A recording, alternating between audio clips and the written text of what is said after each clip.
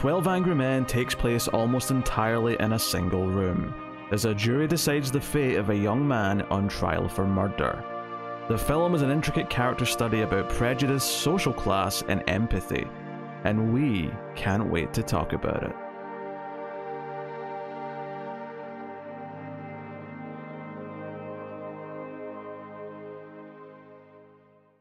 Welcome everyone to Collector's Cut, the collection. I am Peter and I'm joined as always by David. A very good morning to you all. This is a movie podcast. This is a monthly movie podcast, sister show to our regular weekly series where we talk about films from the Criterion Collection. And on this particular episode, we are probably going to be two happy men discussing 12 Angry Men. No? I see what you did there. Very clever. Some would say genius. Some people would also be wrong. It's a matter of opinion. I just deal in the facts.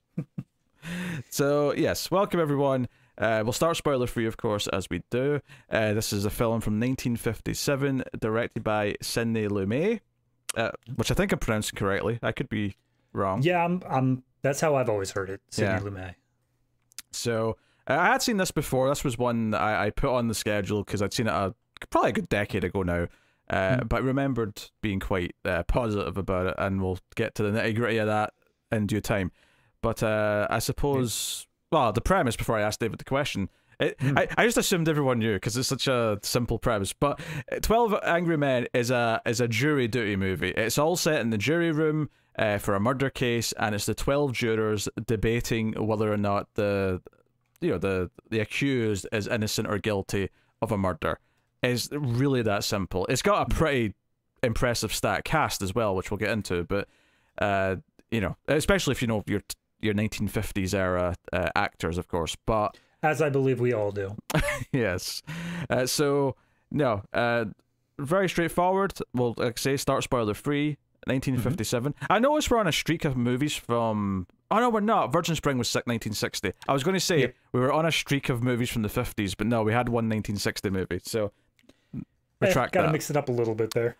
Oh yeah, such a difference. It's not even like 1965. It was like 1960 flat. Like just.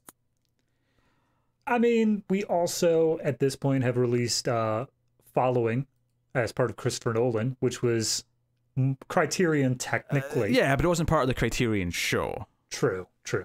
That was just part of our regular Christopher Nolan season, which you can go check out on the Collector's Cut. Hey. Seamless plug. All right. Had you seen this before, actually, before I even ask anything else? I have. It sounds like I saw it in a very similar way as you. It was about a decade ago, and I remember being very positive on it. And it was during a time in my life where I'm going to hate myself for saying this, but I tried to be like you. Where like I was actually educated in forms of cinema, and like I could say, yes, I've seen all those snobby films that everybody talks about. Well. What I didn't know you then, so it wasn't actually trying to emulate you, but it was like that. I can't believe that's how you chose to describe that. But yes, well, without further ado, then I suppose I'll just ask the proper question. Yes. How did you feel about watching 12 Angry Men on this occasion? I enjoyed it. I mean, flat out, I can't really say that it was... I don't know. It's so weird to me. After going through these 3 prior films, each of which has been a foreign film. We had one that was Japanese, one that was French, and I believe Virgin Spring was Swedish, if I remember that correctly. It's an Ingmar Bergman film, so yeah, your guess is Sweden usually, yes. Yes. So this will be the first time doing American, and I don't know if maybe it's just something where, you hear like a foreign actor speak, and you can't tell if they're like really, really good at their acting or really bad most of the time because you don't know the words they're saying. I feel like it might be something here where all those other films felt a lot more artsy because of them being foreign. But I'm sure they were also more artsy. But with this one being American made, I don't know, it just felt kind of standard to me in a lot of ways. Whoa. Like, no, it's not bad. I don't want to say that it's bad, but it just felt like it was all those other films, it felt like had this extra little punch to them. They had this extra little artsy flair. Whereas this one, I don't know. It was just, maybe it's because I've already seen it. This is the first one out of the show that I've already seen, but it's, I don't want this to come across as I think it's bad. It was definitely a good movie, but it just didn't have that like artsy flair, I guess is what I'm saying. You started this, right, by saying 10 years ago, I tried to be like you. And what you meant by that was educate yourself on, you know, culture, on cinema of different kinds, all that kind of thing. I want to point out the irony that by the time we got to the next question, which is how did you feel about it, I've created a monster, apparently, because the attitude I just got from you there was, well, this dumbed down American film was not as good as the world cinema that we've watched. That's the thing, is I don't want to say that it's dumbed down. Like, that every word that comes into my mind is too harsh for what I want to say. It's not bad in any regard, but like, I don't know, it just felt so American, I guess is what you're saying. Like, it felt like something that I have... It's what you're saying. No, but you use the term American, and I guess you're right in that regard. It's just this thing, and I'm sure that it's also just an issue of it's such a good movie. It has so many things that it has done that later films have used it as inspiration. And that's why it feels like the standard, because it set many of those standards. I'm going to send a letter to someone. You're going to be banned from celebrating 4th of July this year. That's fair. That's fine. I'm not patriotic. Apparently. No. I do want to throw up, I have been requested for jury duty twice in my life. Neither time I ever actually had to go, because they just never called. They say, oh, keep your schedule clear just in case, and then I never had to go in. So my story with jury duty is that once I got a letter for it, but I was actually still 17, so legally I'm literally not allowed to do it yet, so go away. And then that was the end of that. That's it. Yeah.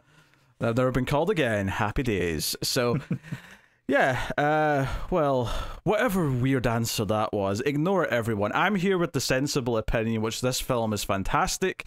It is...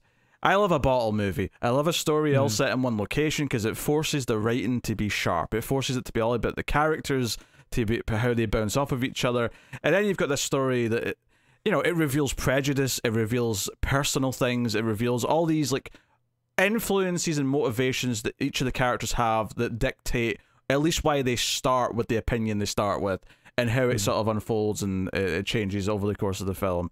I think the acting's really good. I think for being set largely in one room, there's one little trip to the bathroom and there's like an opening and closing shot outside, but by and large, it's one room.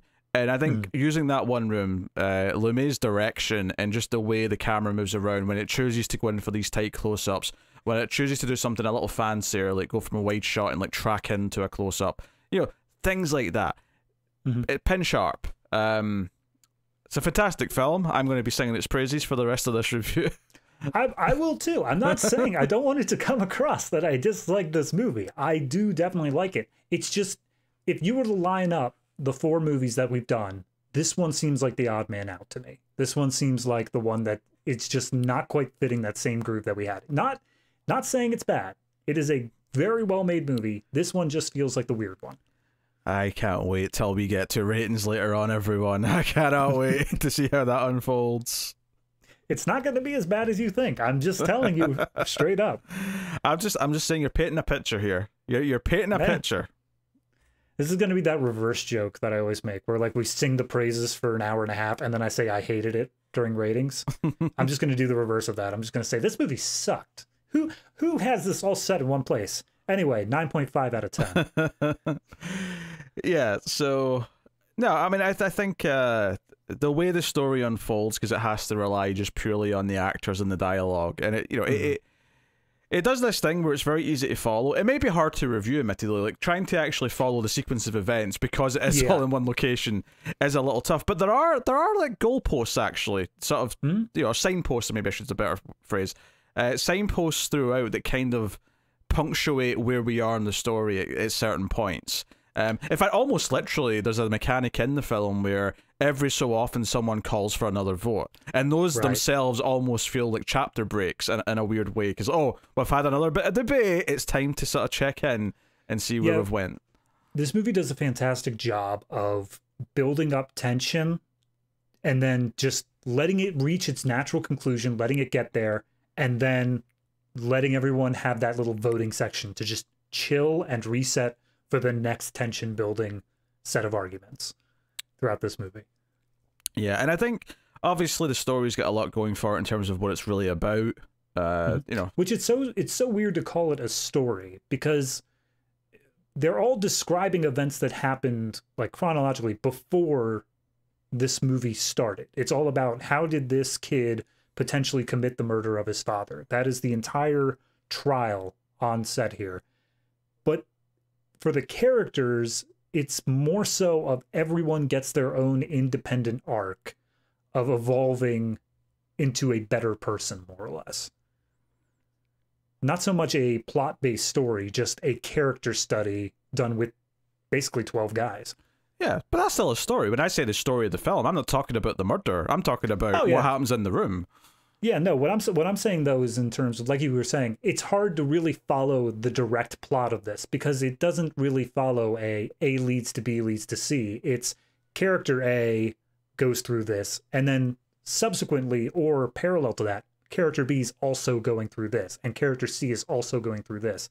It's not so much that there is an event that happens as much as their developments impact each other in a weird tangled web. But that's why it's so fascinating to watch, and it's why it's so engrossing consistently, is that these characters are all bouncing off each other. Obviously, some of them are more prominent than others. You know, there's 3 or 4 that are kind of the main ones that we're really focusing on. I gotta say, I completely, like, I remembered a few characters going into this. Obviously, Henry Fonda's character being the primary one. You had juror number 3 as well. I completely forgot about juror number 12, who's like the advertiser guy. He's Don Draper. Yeah, he is. And that's why, like, as soon as I saw him, I'm like, oh, it's just a Don Draper character. How did I completely forget him from before? Yeah, well, that's the thing. The characters don't have names. They are simply jurors 1 through 12. And conveniently, they spend a lot of the movie sitting in the right order. So it's actually quite easy to start to remember which one's which. That was, the foreman repeatedly threw that out. Juror number 1, he was like, well, I was thinking we'll all just sit around the table in order. And all I could think is the writer at that point being like, yeah, this is necessary. We can't go without this. Yeah, well, I mean, I think it wouldn't have been that big a deal in the long run, I think, if they didn't. But it does make it easier to... Because I think ultimately it's important for us talking about it, because we have to refer to them as something, right? And if it's not going to be the juror numbers, it's going to be the actor... or a descriptor. You know, you said the advertising guy. Yeah. He could be the advertising guy, but some of them would be a bit tougher to describe. Some of them don't have as many characteristics to just point to. Like if I said old guy, that would have described at least 2, probably 3 characters. Yeah, there's 2 that spring to mind when you say that, and they're very different characters, so it wouldn't be a fair way of doing it. As far as the cast goes, I mean, there's some that I recognize and some that I've seen in other things, and then some that I've not, but Henry Fonda, like you say, is a big one. He's juror number 8. He's the one who's he's the one man who isn't ready to just say guilty right at the start of the movie, and I don't think that's a spoiler. That's just where we start. No, that's the instigate. That's the inciting incident. Yeah. So you've got him. You've got juror number 3, played by Lee J. Cobb, who I've seen in other things. I couldn't even tell you off the top of my head what I've seen him in, but he's definitely one of those actors from this time period that. On the Waterfront, Exodus. Oh, there you go. Blood, Sweat, and Fear. A couple things. Yeah. The Exorcist, I think, obviously is a good bit older than that, but that makes a lot of sense.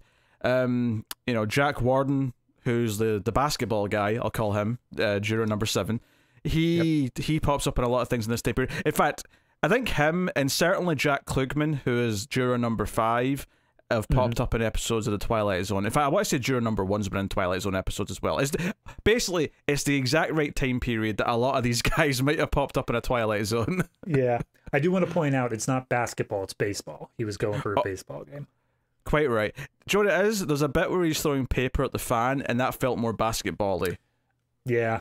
I mean, he did say 2 points. I think he was. He's supposed to just be the general sports guy. That's probably right. Yeah. It just happened. His big thing was baseball. It just happens to be baseball that he wants to get to that day. Yeah. Well, it's summer. That was the thing. It's actually really warm right now. That's why I'm not wearing my jacket, because F that in this heat. But I was sweating whilst watching it. I was like, oh, this is perfect. I'm in the same mood as the actors, or the characters, I should say. I'm like, okay, I'm in the mindset. I'm gonna run down real quick and turn off my AC, and you can watch me slowly turn over the course of this movie, just as they did. That's one of the things that I really appreciate at the start of the movie, though, is one of the first things that happens when they go in the room is the sports guy goes up to the fan and he tries to turn it on, and it won't turn on, and he gets a little bit miffed at it, and I'm like, oh, this is actually... You know, this is the thing, because I've seen it before and I know roughly where it's going with the big beats. These little details, obviously, that I didn't remember. And I'm like, oh yeah, they're already... It's almost like fate itself is like making them angry right from the get-go before they even start talking, because it's hot, it's miserable. Yeah. Most of them just want to leave. It already starts to tick over a little bit as the thing goes on. And, you know, there's symbolism throughout, which I won't get to yet. I'll save all that for spoilers and stuff. But this script has so many moving pieces, and it does such a good job. Like, because we never see the court case, we never see any of the crime. All we get is these guys talking about it. But by the time you get to the end of this movie, you can recount every piece of evidence and testimony that they have brought up. And you can picture the entire version of My Cousin Vinny that happened just before this movie. But I think it works so well because it's from the context of these characters who never saw any of it either. Yeah, obviously they got to see the lawyers make their cases and whatnot, but we're in the same shoes of these characters in that we didn't see the crime, we don't know the defendant really, we in the context of what he's been accused of and what they've heard in court, but they don't know him personally. So it puts them in the same shoes of all of us, and then effectively you've got this play, you know, because I'm sure it's been a play, I'm sure, you know, because it is all set in one room. There's no way it hasn't been. I'm sure it was turned into a play at some point. It began as a screen, like it was a TV movie first and foremost, and then they very quickly adapted it into a feature-length film. Apparently 2 of the actors got recycled across the different versions, across the TV movie into this one. Well, funnily enough, in the 90s there was another TV version, a remake if you will, directed by one William Friedkin, which is amusingly a little connection to another film that we've already done on this show. Which although I was told off a little bit, technically Wages of Fear was based on a book, and arguably I think the argument Friedkin maybe was making is that he was another adaptation of the source material, and that was the argument that was being made. But I don't think, excuse the pun, that would hold up in court. But no, it's just this interest. I've never seen the Friedkin version because it is a TV movie. It's probably worth a watch. I don't think it'll be as good as this, but I can't imagine it's bad. Oh yeah, no, I'm sure that it has a bunch of modern sensibilities in there as well, and it's very decently made. But it is one of those things where when something nails it on the head so well the first time, you have to have a fantastic idea going into it again, something that really fixes something or changes it up well enough. The sad part is, right, and I'm sure, don't get me wrong, I'm sure Friedkin probably felt he did have like a take on it, and maybe he does, but I think the reason why it was probably funded is because someone said this needs to be in color, and that's why it got remade. Yeah, I mean, who was that? Wasn't that Ted Turner's whole thing? Oh yeah, he was colorizing old movies. Yeah, bastardizing them, you might say. So yeah, great stuff. You know, we've not mentioned all the cast yet, but all the cast, like, they're all good. Like, no, I don't think there's a weak link here, and there's a very different array of personalities across the 12 people. And I like that even though, like, you know, there's maybe a group of 3 or 4 who are the staunchest, like, he's guilty characters. All of them have, like, really kind of well-rounded things if you're paying attention as to why they feel that way. And not necessarily because of evidence, but more like what's influencing their bias or their prejudice or, you know, so on and so on, right? Yeah. It's a great character study movie. Yeah, that's one thing I absolutely love about this is the fact that none of the characters feel copy-pasted. None of them feel like, oh, both of these characters think guilty because they both were working in the same field, or they both thought about the same piece of evidence this way. Everyone has their own reasons for why they think he's guilty. The three that you said are the staunchest, I think, have the best reasoning, the most rounded out reasoning as to why they feel that way, because it's not something where it's a specific event that they go through. It's not something where it's something personal to them. They each represent a completely different way that just the human mind thinks. Oh yeah, one of them's prejudice, one of them's reason. Yeah, like it's very well done. That's a big part of it, is that they all represent people. Like, they all represent a type of person that we've all met. And I think what's really interesting about watching it even now is how relevant all of it still is. Obviously, the idea of guilt in, like, you know, a murder case is still relevant for directly what it's about as well, because murders still happen, and cases still happen, and jury's still a thing.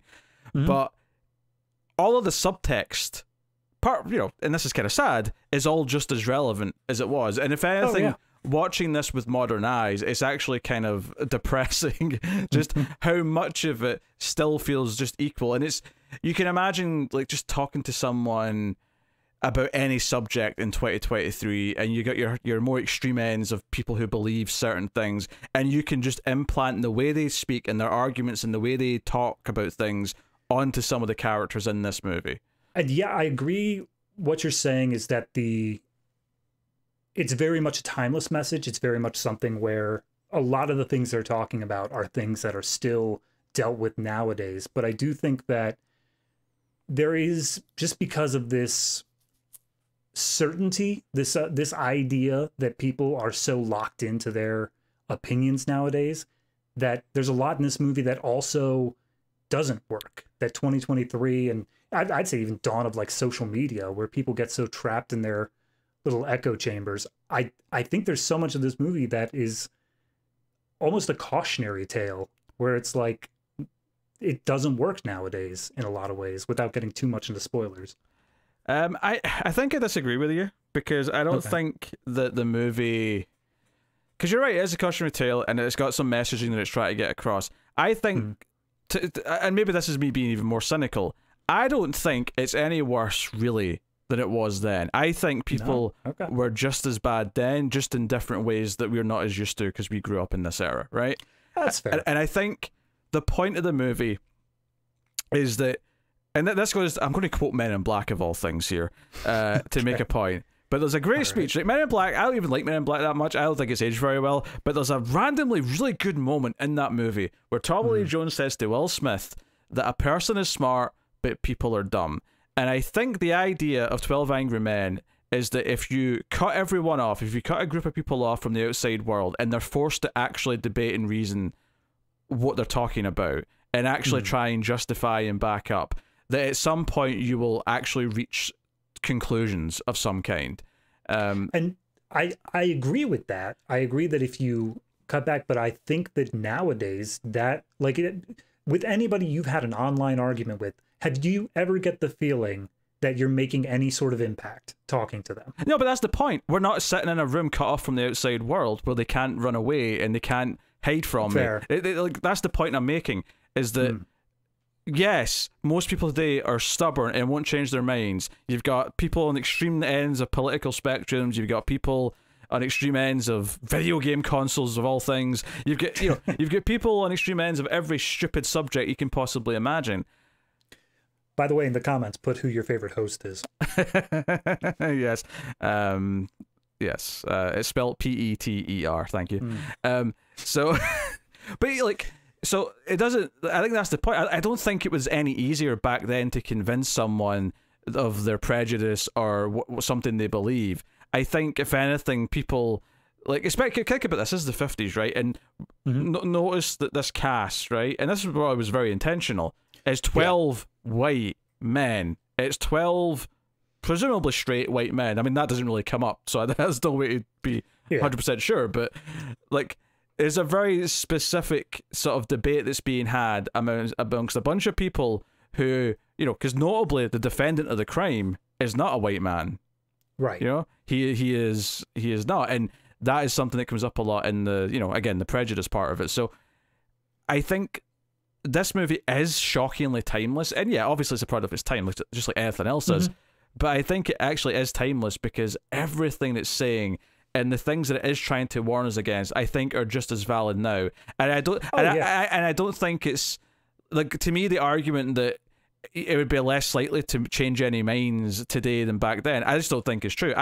What I think you're underestimating is how bad people were back then. No, that's fair. That's fair. And I don't want to. I'm not trying to say that this movie isn't timeless, because I agree it is. The morals that it's saying are very much applicable to any time. It is a great thing of sit down and talk. That is what the entire movie is about, and I am all for that. And I think that that is a timeless message. What I think maybe a little bit strange here, it's like when your like grandparents or something like that, you're looking for a job and your grandparents say, well, just march right on in there and hand them your resume and don't leave until they give you a job. It's like, that doesn't work anymore, Grandpa.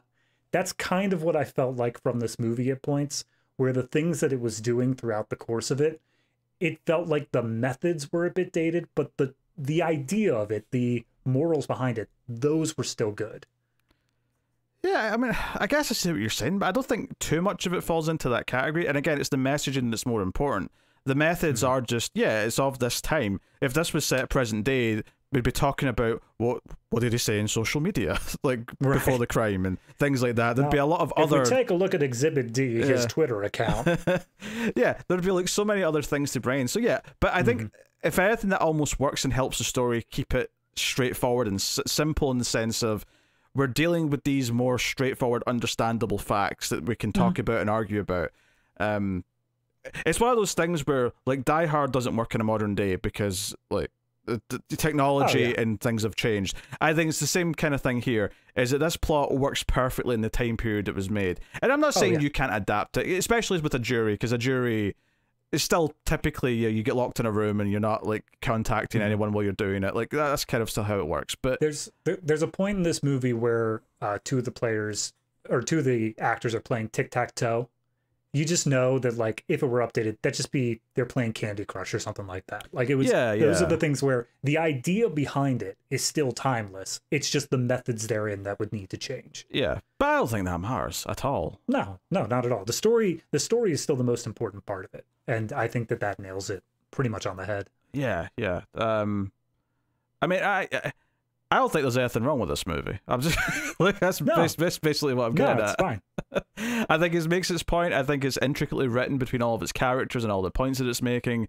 There's actually some of the, when they're debating the evidence and they sort of come up with things to, like, sort of argue for and against, there's a couple of, like, realizations that happen, and one or two of them I actually think are really smart and, like, where I didn't see them coming, Well, there were several points in this movie where I did feel that it was kind of a poorly written mystery. Not in the sense that I expected them to give us all the facts throughout and then, like, oh, we can figure it out before they do. But, like, there's certain parts of this where the evidence is only given right before they have the realization to it. And that's the parts where I'm just, like, it's not that I'm expecting it to be a mystery story, because that's not what it's about. It's not about solving a mystery.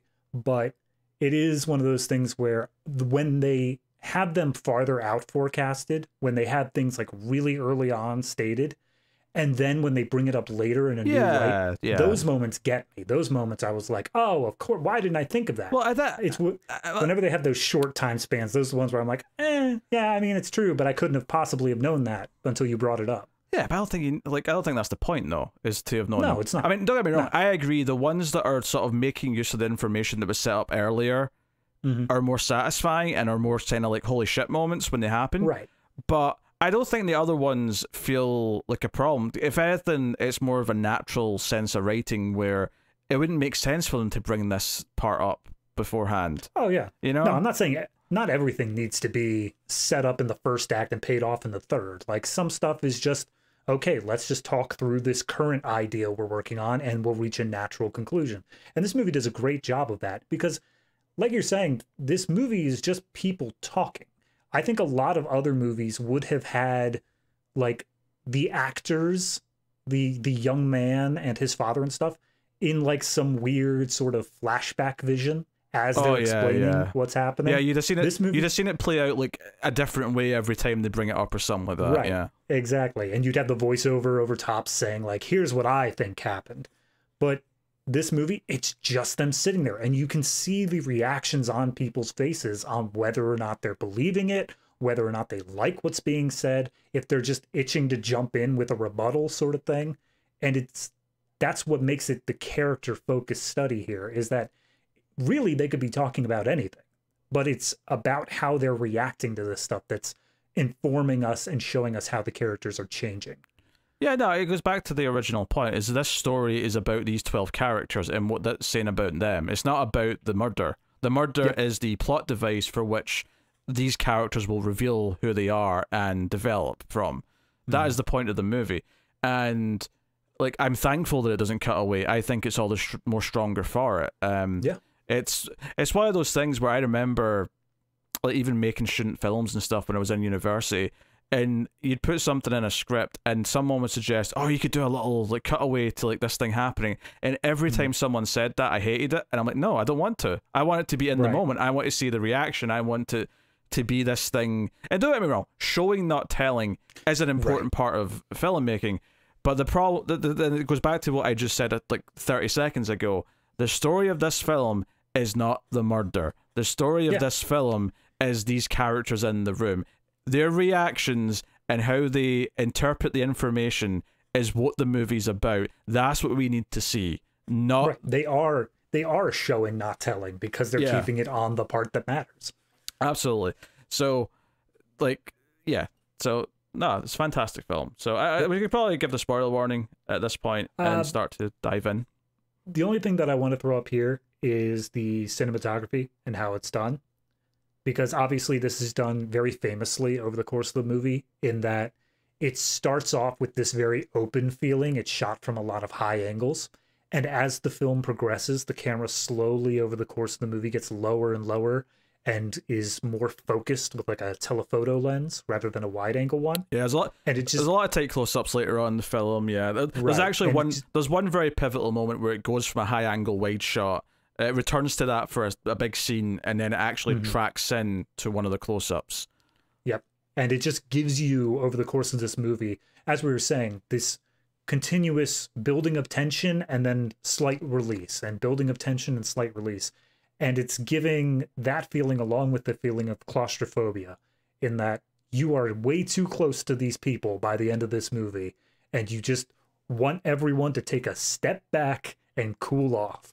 Yeah, but I mean, that's intentional. That's the characters, though. But at the end of this movie, they've been stuck in this room and they're too close to these strangers. And that's what I'm saying, is that it's a beautiful way to set the tone, the feeling of this movie, without actually having to... I think there's only maybe 3-4 times over this whole movie where there's any score at all. And even then, it's very quiet strings, not something that's like ratcheting tension sort of music. No, it lets the drama do the talking. It doesn't get in the way. And again, I think because it is a movie about the subtleties, it's a movie about watching for the reactions and things like that. It's not big and dramatic. It's dramatic, but it's not like a heroes versus the villains, and like, someone's going to pull out a big heroic stunt in the third act. It's not that. It's a lot more low key, but the stakes feel absurdly high, and it doesn't matter what they are. Good storytelling will make those stakes feel huge, and they feel huge in this. Well, I mean, they keep on coming back throughout this entire movie saying that this determines this boy's life, more or less, that the charges are going to result in him getting the chair. Yeah, there's no more or less about what you're talking about. They say up front, if he's guilty, he is getting killed. Yeah. But when you put it like that, you say, oh, the stakes are literally a man lives or dies. It makes it sound huge, but it's also a character we don't know. We have no affiliation with this character. We are only told, and we're not even told whether or not the character is guilty or innocent at the beginning of the movie. Like, there's nothing to say specifically to the audience, like, oh, he's actually innocent, audience, and you have to watch this story unfold and see how they handle not knowing that dramatic irony. But no, even as an audience member, we don't know whether or not him getting killed would be justified. That would be a stupid choice if they put that in. Oh, yeah, absolutely. But I'm just saying that as an audience, not knowing whether or not the actions being taken by either side of guilty or not guilty are justified. It's only whether or not the characters can justify them themselves. Well, yeah, I mean, that goes back to the whole thing being like a parable of effectively a hypothetical choice. Like, you know, when you talk to someone and you say, here's a hypothetical choice, like, would you do this, would you do that? This movie is effectively doing that with these 12 characters. Obviously, to them, it's a real person, it's a real decision. Although, again, as established, they don't know him personally, and it's, you know, very detached. But what that does for us as the audience is that it works more as a story that we are watching unfold, and keeps us always feeling sort of tethered to these characters, and that it is this hypothetical of someone we don't know. But the questions of what is right or wrong in this situation, of what the morality of the situation is, and why you should make the decisions, why you should say guilty or not guilty, that is what gives it the strength. That is what constantly makes it feel like it's got something to say. Like, obviously, the movie's got a lot to say about a lot of things, and the characters themselves kind of like are what represent a lot of those things. But that core idea of like not rushing to a conclusion, and why you should take this seriously, why you should consider this, and why it isn't just something that you can write off. That's the first and most obvious thing that it's doing. And then everything else is sort of trickles down from that, and all of it builds up to make this full, rich experience that's... It may be some of the most, like, heavily, I don't know, like, condensed of like so many different things in one movie that I've seen, especially given the scope of what it is, which is just a bunch of guys in one room. But it tackles so many subjects in so many ways, and yeah, well, there's kind of an umbrella that links them all. Don't get me wrong, but but it you know, it's so dense, and it's really impressive. I mean, it comes back to what we said earlier: is that each of the jurors have their own motivations. They have their own life prior to entering into this movie. And the movie pretty much succeeds on giving each of them an arc, giving each of them a change in character. And a lot of movies struggle with juggling even like 2 characters getting a full arc over the course of a movie. This one's got 12. Some struggle with 1, let's be honest. Yeah. Right? Have you seen a modern blockbuster in the last few years? Modern blockbusters aren't built for the arc. That's what the franchise is for. Yeah, it's wonderful. Anyway, so let's go out spoilers. Spoilers for 12 Angry Men from this point forth. You have been warned. So, I think the first thing to do is probably just to spell out the case and what the main facts that come up are, right? Just so that we have some groundwork laid for the talking points, right? So, the accused, this 18-year-old boy, has been accused of killing his father, stabbing him with a flip knife, which he... So there's a neighbor downstairs that claims he heard the son yell, "I'm going to kill you," and then a thud, as if a body hit the floor. And then like a second later. Yeah. And then he rushed to the door and saw the young man running away, right? That was his testimony. The other thing we have is a neighbor across the street, a woman, who we later find out is 45, I think. But she is in her apartment, and she claims to have actually seen the crime through the elevated train that is going past. Actually seeing the crime and identifying the suspect. So those are the main key things. It's the knife, it's these 2 testimonies, and then the other thing that gets brought up a lot is that the kid's alibi, saying that he went to the movies, feels sketchy because he couldn't remember what movies he saw. And yeah, so there's a lot of details sprinkled through it, but those are the main big things. The other major thing to bring up, as we said in the first part, is that he is 18, but he's also a minority who lives in the slums. Yes. He is not white, and he is not rich. And those are very important things to how many characters see him. It is brought up very quickly by some of these characters. So... yeah, those are the basics of what's going on in the case, and they all come in, and like 11 of them are immediately talking as if, this is a slam dunk, this, you know, he's guilty, obviously. And some of them, and this is the thing, when you actually start to like unveil some of the characters, some of them feel more like sensible in that, well, they think it's a slam dunk because they think all the evidence sounds reasonable and it points to him, right? There's, you know, I think it's jury number 4. the one with the glasses, who is one of the guys who, right up until near the end, is very adamant that he's guilty. But I gotta say, he's my favorite juror. Out of all of them, he's my favorite, because just he's so perfectly crafted as a character. You feel exactly where he's coming from. Not from a place of malice, but of cold, hard logic. Well, that's what makes him distinct, is out of all the ones who are adamant that he's guilty until near the end, he's the one that never feels like he's being, like, you know, unreasonable or short-tempered. He thinks he's being very logical, and he believes in what he believes, effectively.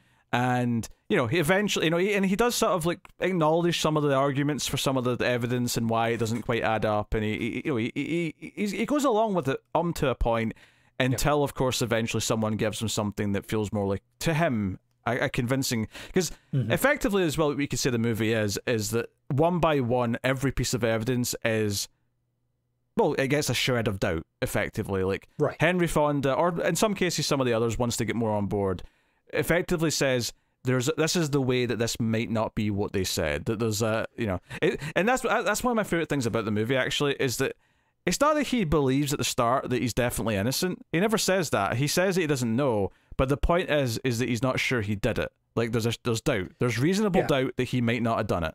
Even then, in the beginning, Henry Fonda, whether we're going to call him Henry Fonda or juror number 8 throughout this, but Henry Fonda, he almost explicitly says at one point, like, look, I'm not saying I have a reasonable doubt, but this kid is going to be killed. We should at least talk about it. Yeah, we shouldn't just do an initial vote and then walk out of here in 15 seconds. Which is what some of them want, yeah. Right. Like, a human life is worth at least talking about for a little while. Which, you know, for the most reasonable people will be a sympathetic stance, and you're like kind of rooting for him because he's right. You know, we should take more of a stance here. And at least discuss it. So I guess the easiest thing to do is maybe go around the jurors and just kind of give an idea of who each of them are. Probably skipping over juror 3 until the end. Oh, you think we should leave him till the end? I mean, he's obviously the biggest arc throughout the entire movie. Sure. I think it's worth saving him. Well, I wasn't necessarily going to go into like their entire story here, but yeah, maybe we should. I don't know. But number 1, juror number 1 doesn't have, like, I mean, he's got an arc. He changes his mind like everyone else does, and he's kind of like when I say the middle, I don't mean the middle of the movie. I want to make that clear.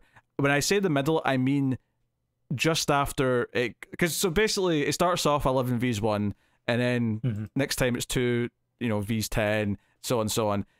He's in the batch that happens after it's tied 6v6. So when I say the middle, I just mean after the tipping point of the voting. That's all I mean, right? Exactly. So he comes in that kind of like grasp. Because I think when he does it, he's the 9th person. It gets back around to him, and he's like 9 for not guilty. And so yeah, it leaves the 3 that are the most staunch going for it. But he's the one that's trying to maintain order because he's juror number 1. He's supposed to kind of moderate what's going on. Yeah, so every jury has a foreman that basically they'll be the one who more or less like sets down the rules to how people vote and stuff like that. And you see that at the beginning of this movie. He's like, look, we can talk about it, we can go in any order, but whenever it comes to a vote, he's the one who says, all right, there was a vote called, let's have a vote. And he determines how the vote will be done that time, whether it's raising hands, secret ballot, anything like that. And that changes a little bit, you know, time to time, every time they do it, because when they do the second vote, because, you know, at the start of the film, it's very much only one person, and he talks for quite a bit. There's a couple of sympathetic ears who want to hear him out, because they're like, yeah, there's someone's lives at stake, we should at least hear the argument. And when they do a vote, and he's like, look, you all want to leave, let's do one more vote, excluding me, but if anyone other than me says not guilty, then we have to like keep going, we have to talk about it more. And sure enough, one person, and this is a secret vote because at this point he's probably right to suspect that some of them might get a bit hostile if someone says not guilty and doesn't necessarily want that person to be, you know, like scared out of doing it because of the crowd kind of thing. So yeah, juror number 1. Juror number 2, annoyingly they're out of order on IMDb. Juror number 2 is kind of the soft-spoken man with the pipe. Yeah, he's the only one who felt like just kind of a caricature rather than a fully fleshed out character, I would say, but he was still very well done. Yeah, I think he serves a purpose in here because maybe in some way you could argue because he's the sort of nice soft-spoken one that on some level he represents like the audience voice. Because I think he's halfway through. In terms of 6v6, I think that's when more or less, yeah. He's probably on the 6v6 vote. Yeah, I think that's where he basically reacts reasonably to everything that's presented to him. You know, he takes things considerately. But like I said, you know, obviously there's like 3 or 4 that are focused on a bit more, and you know, 1 and 2 are not those, right? 1 and 2 are the smaller characters. I was gonna say juror number 1 has this part towards the very beginning of the movie. I wouldn't even say the beginning, maybe beginning of second act, where he is basically talked down on. He basically is like, he's trying to maintain order, he's trying to keep things going, and I think it's juror number 3 comes up and basically just tells him like, screw you, man, like this, well, we don't need to listen to you. And for the rest of the movie, juror number 1 is basically like, all right, fine, whatever, I don't even care anymore. Which I think he just kind of steps back. Yeah, which I think may be representative of a louder voice, you know, shutting up someone who, you know, maybe should, I mean, you know, might have a valid thing to say at some point, but he's been scared out of it by this louder, more, you know, vocal minority, I guess. And not that he's a minority, but you know what I mean, like. Yeah. So, juror number 3 obviously is one of the big characters. He is the character. His key thing and his sort of like prejudice comes from a personal thing in his history. It's not like a general prejudice necessarily, even though he maybe dips into that from time to time. It's more that he has a strained relationship with his son. And you get this impression very early on that he kind of like sees this kid as guilty because on some level he sees his own son, who's not spoken to him in 2 years, who he had a fight with because he didn't see his son as masculine enough, and he sort of drove him away with his bad attitude. He kind of like is almost putting the blame of his bad relationship onto this young man and saying, well, he obviously killed his father because my son would probably kill me, almost type of logic. They said, how his son threw a punch at him, and that's what made it so they didn't speak for 2 years. Yeah. So he's kind of like projecting onto this kid and sort of saying, no, he's definitely guilty because the father would never be at fault. Even though it's not that the father's at fault necessarily here. So if someone else, you know, snuck in and killed him, then someone else snuck in and killed him. But no, because that's the thing. Between the 3 staunchest ones that we'll get to, the other 2 are out of prejudice. Like just it didn't matter who the kid was. It was always going to be just because of his race, more or less. Yeah. And then the cold, hard, reasonable facts sort of guy. Yeah, who's juror number 4, who we've already kind of spoken about. Right. This one is the only one where it is just pure emotion.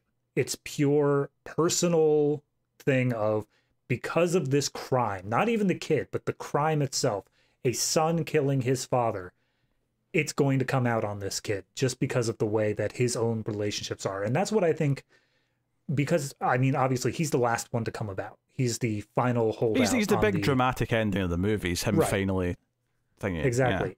Yeah. And I think that speaks volumes in that you can overcome somebody's prejudices, you can overcome somebody with logic and facts, but the emotional appeal, getting that like last little bit that is held onto in the heart, that's the hardest one to get because it's the one that's most desperately held on to. I've got stuff to say about that. I want to leave it though, because that is the ending of the movie. I think we should go through the characters a bit more. So 4 we've kind of already talked about, but he's logical, and it's notable that both number 3 and then the other staunch one, which is the old racist guy, who's number 10, I think. Yeah, 10. Yes. Ed Begley Sr. Oh yeah. Yeah. It's father of Ed Begley Jr., obviously, who you might have seen on things. Did you think there was a relation? I actually double checked just to make sure it was actually his dad. It is. Oh, okay. Yeah. Good on you. So he, you know, both him and number 3, they both get angry and shout whenever they're challenged. They get agitated. They get frustrated. Because they're being challenged and they don't like that, like their assumption of the facts are being challenged. And this is where, like, I think, like, some of it is scary relevant. When you imagine arguing in someone Twitter about, let's say, the pandemic and whether or not it's real, for example, I was seeing like some of these people like coming out of these guys' mouths. It was scary almost. So like, so the reason why I'm bringing that up is because I think number 4, because he's just this cold hard logic guy who is very calm, he's thinking about it, he's looking at the facts. And even when all the other things have been disproven, he still has that one thing. Well, this one still seems like a sure thing. Like you've not disproven this one fact, and it's not until that final one is disproven, right towards the end, that he finally is like, you know what? Okay, fair enough. I have doubt. You've not proven it necessarily, but you've given me doubt. That's the thing. And That's the thing. Once Juror 4 tips over, that's the part where I feel like the movie really points out that at no point in this was it about proving innocence.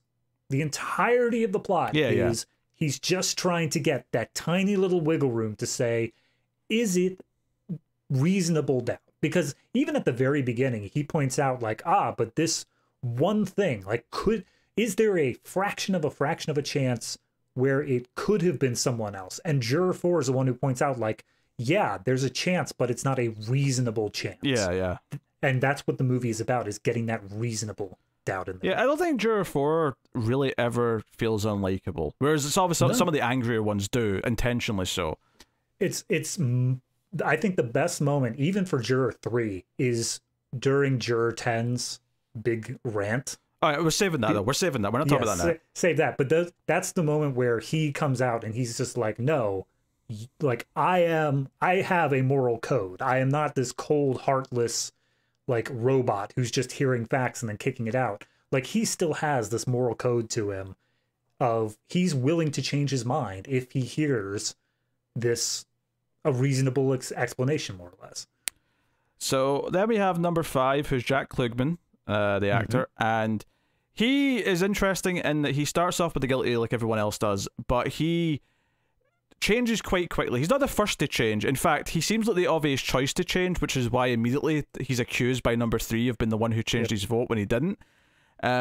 Because he actually comes from the slums. He comes from a poor family, and he, you know, as soon as they start talking about, these people in the slums, they're all the same, they're all animals. You can smell it on them. He chimes up. He's like, wait, I'm from the slums. Can you smell it on me? And immediately they're like, he doesn't mean you. Calm down. Like, what do you like? You don't get to just wave that off. Like, that doesn't work that way. So immediately it's like, okay, you've got this character again. All these different backgrounds. You've got someone who, in some level, can, you know, think about the experience and might be sympathetic because he comes from a similar background. Yeah, he's obviously he's still white, but he comes from a poor area. He comes from an area where there's a lot of fights, a lot of crime, whatever it may be. So he has a kind of a simple enough story. He's a voice, you know, he's a supportive voice of reason as the movie goes on. Juror number 6 is another fairly reasonable guy who, I think when the movie starts, obviously he's saying guilty as well, and he, you know, he doesn't. Again, he's the only blue collar guy here. Everyone else seems like they work in a generally high field. He's the only one who, I think is it a garage? I think mechanic. I don't think I caught what his actual job was, but he mentioned he's got an employer, and that his employer does the thinking. He just goes to work, and it really sets up this idea that he is a reasonable guy who was convinced by the evidence, and it's obviously once things are disproved enough. But he's always a calm dude. He's always like nice enough to the people who are arguing, you know, for or against, right? And he actually sticks up for some of the other characters. Like, there's the old man who is very weak. And when Juror 3 yells at him at one point, it's Juror number 6 who says, hey, if you speak to him like that again, I'm going to put you down. Like, I'm going to deck you, right?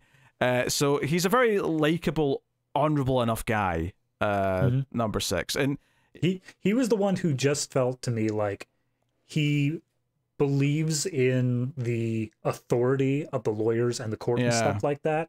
And so because of their authority, he's just like, yeah, all right, if they presented this case as guilty, then I'm just going to believe it's guilty. And he did. It's only once, as you said, he does the thinking for himself. He's able to sit in this room with these other guys and is allowed to think through it. I guess that he finally turns his attention. This goes maybe for a little for number 1 as well, but it's almost like he's a little naive, but not in like a mean way. He's just a little naive in that he believes in the system.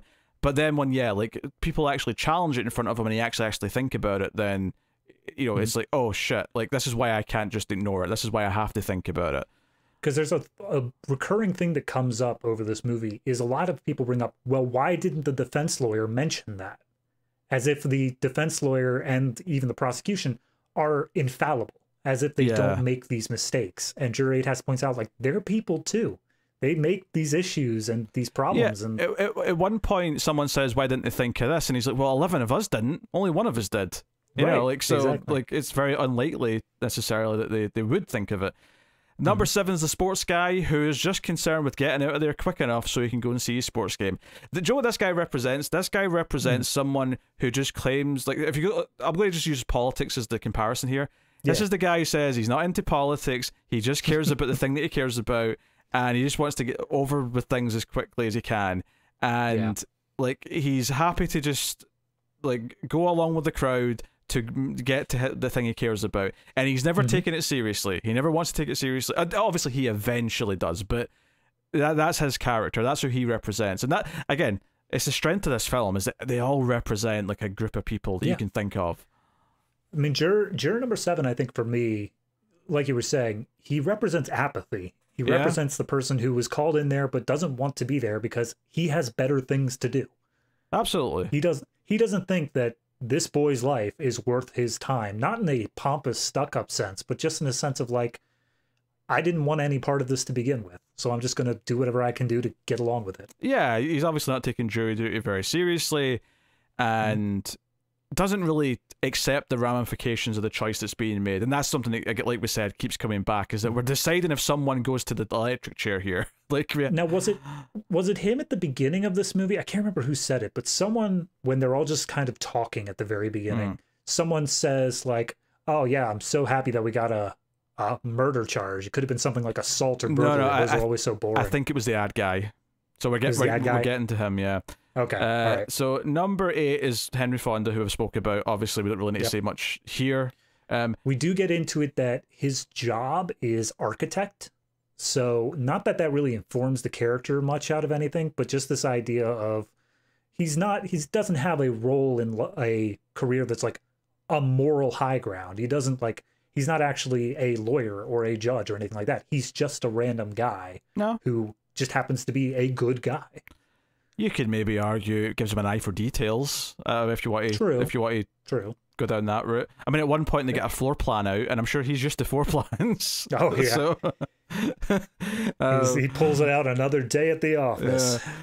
Jury number 9 is the old man. Yes. And when I say the old man, not the racist one, the kind old man. And it's very notable that early on when he sort of sticks up for Henry Fonda and says, no, let him speak, let him get his argument out.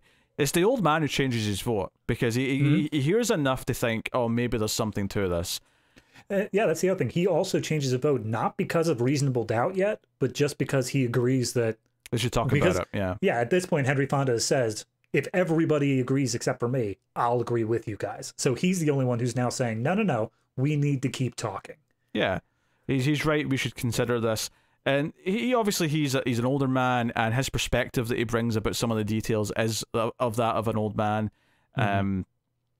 So you've got that, but then alternatively you've got the number 10, who's the racist old man, whose every line almost is very just dripping in his. I think every line he says has the word "those people." Yeah, it's them or those people. He also says the phrase, you know what I mean, a lot. Basically just to say, hey, you agree with me, right? That these people are animals, so we have to, like, obviously he's the killer. Obviously he killed his dad. Like, that is his attitude from get-go, and he gets angry, he gets, and he's got a big moment later that we'll get to. I want to save those big moments for specific analysis, because they're so in-depth. And then you've got 11, who is the one man here who's foreign, and this comes up a bit more later because some of the racism kind of extends to him, or maybe xenophobia is a better prejudice in general. But there's a great moment early on where the racist old man, number 10, is being racist, and he says the line, "They don't speak English so good." Or they can't even speak English good. And the foreign man, whose English is obviously his second language, says, those people don't speak English good, or whatever the correction was. I can't remember the exact line, but he corrects his English, and it really gave me a good chuckle. And I think at that point, I didn't even realize he had a foreign accent yet. I think that was something I noticed after that scene, and it made it funnier. Yeah, that's one of those things where it's obviously he's, I think German is like the general vibe I was going for, somewhere in like I thought maybe French, but it's European. Yeah, I was thinking like Eastern Europe, but it's purposely one of those ones where he's still very white. Yes. So when it comes down to any argument that juror number 10 is making, it can apply to juror number 11 unless he's specifically talking about skin color, more or less. And that's where it's very obvious that it's these very racist overtones to juror 10. Yeah. Because he's like, oh, I'm not talking about this guy. This guy's fine. And it's only because he's white, really. Yeah, and it comes out a little bit from some of the others, especially the sports guy at one point goes in a little bit of a rant, but it's never anything like juror number 10, who is salt of the earth. And in fact, when the sports guy does do it a little bit, like, you know, juror number 11 gets in his face and kind of like challenges him on it and sort of makes him kind of back down. And so I think maybe someone even comes in and sort of separates them. Well, that's the thing, is a lot of them are going against him because he's from the slums, because he's from this poorer neighborhood, and they keep on saying like, oh, you know, those are just breeding grounds for crime. That's where all the crime comes from. 10 is the only one who comes out saying like, it doesn't matter whether or not he's from the slums. He's one of them. He's a minority, and that's where it's less so. And nobody else backs him up on that, but they all kind of agree with the slum thing, even if they don't like it. Alternatively, I think it's actually the other old man, number 9, who says, you know, whether or not he comes from the slums doesn't matter. We're here to ascertain if he's guilty of this murder and nothing else. Exactly. Not if he got arrested for, you know, throwing a rock at a window when he was 11 or whatever they said he'd done in his past. You know, that none of that matters. It's not like, yeah, you can use it as a bit of a character study for the defendant, but it's not the key thing here. So, and then number 12 is the ad guy, who I love it early on. He kind of makes fun of like one of his executives that he works with for like starting like an idea with this silly line where he's like, you know, let's put this up on the ladder and see if the blah blah blah takes it. And then later on, he introduces an argument with, let's put this out on the porch and see if the cat licks it. And I'm like, you did it to yourself, man. You set yourself up for that. I do appreciate that line was solely written in, because I don't think he ever actually gets his idea out. I think that he strictly like introduces it with that as the follow-up to his joke earlier. It was strictly meant as a joke line, but because of where they followed through on it, it was a very, very heavy scene right before then, so it added that levity that you really needed as an audience member. What I like about his character, specifically his job, is his entire job is selling a story to someone, and this entire case is about believing what the story is, and if the story that the lawyers have told them is the one that adds up. And I thought it was just an interesting thematic touch to have someone whose job is literally that on a consistent grand scale as an advertiser. You know, he's selling a product. Well, that's what I thought was most interesting about his character, is that he is the only character here to flip his vote twice. That's true. He goes back, he switches to not guilty, and then is convinced enough to go to guilty. And I think it's when juror number 4 is explaining things and arguing why he still thinks guilty that he gets convinced, and then of course he flips back again when more comes out. Because I think the reason why I went around the table is it's easy to set up the characters, and then I think the next thing to do is to talk about how each of the evidence is debunked, or at least, you know, as best as we can. Yeah. Well, the first big thing really is the knife, right? Where like, you know, the lawyer apparently talked about how this flip knife was very unique. And it's got this like dragon design on the handle, and it's all very special. And it was, you know, cleaned. There was no fingerprints on it. They specifically, like, the kid himself said, I got a knife and it looked like that, but it slipped out of my pocket when I was going to the movies. So they're claiming that that is his knife, more or less. Do you know what's so funny about this is that no one ever, I really thought they would suggest this at some point, that it was his knife, that he had dropped it in the apartment and the killer used his knife. You know, assuming there was another killer, you know? They did bring that up. They did mention at one point. Oh, did they? Okay. Yeah, it was immediately shot down at like, seriously, what do you think the odds of that are?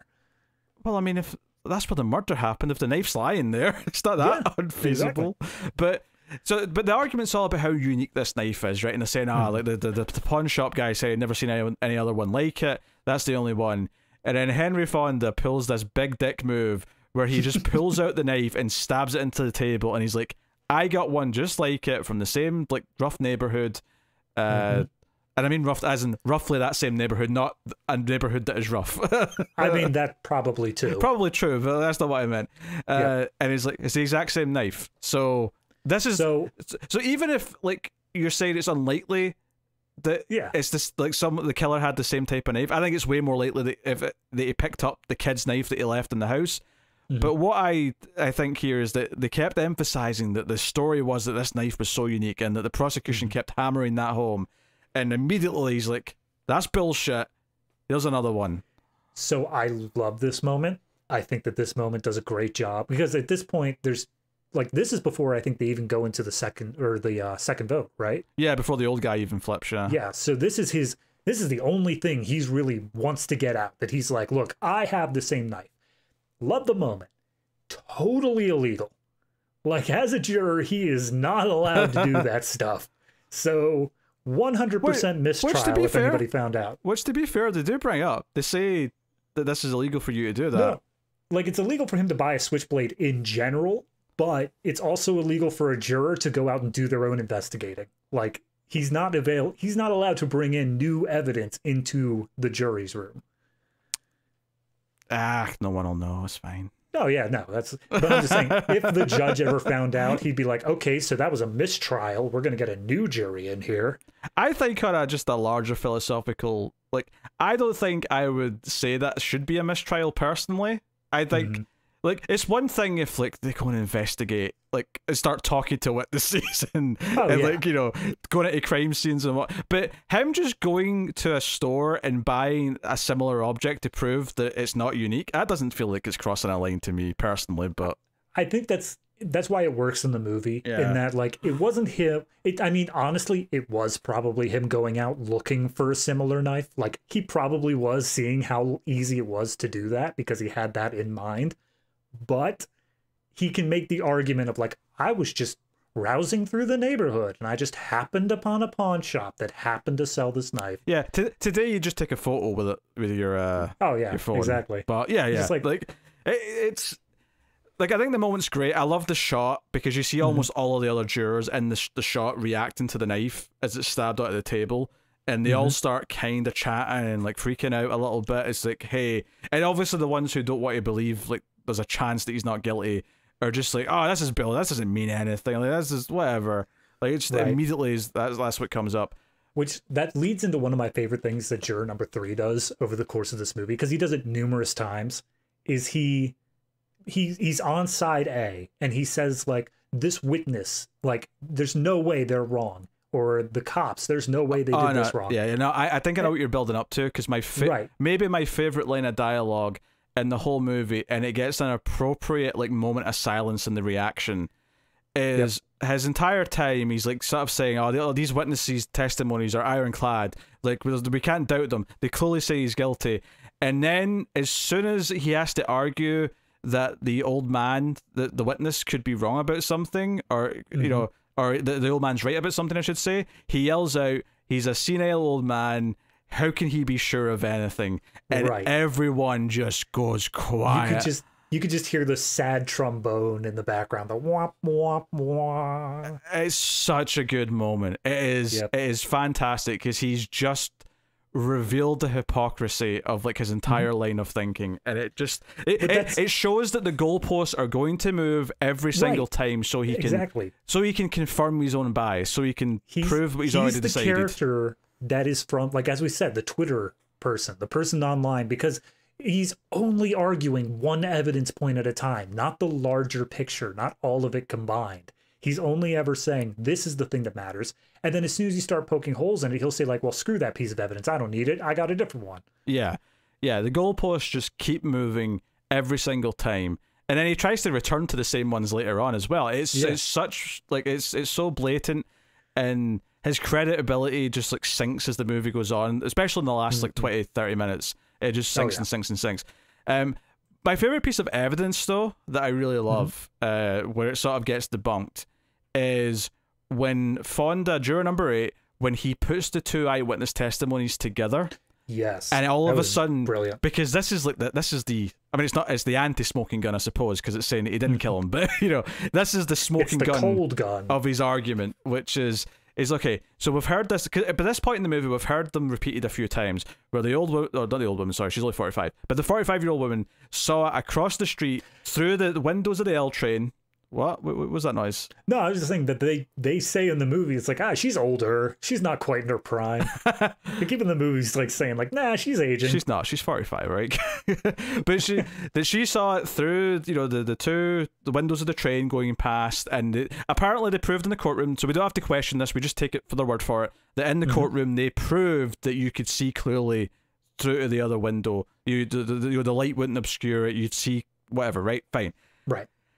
And they say, oh, this is when she saw it, and it was through the last two cars of the train, right? So that last split second of these two train cars going by is when she saw it.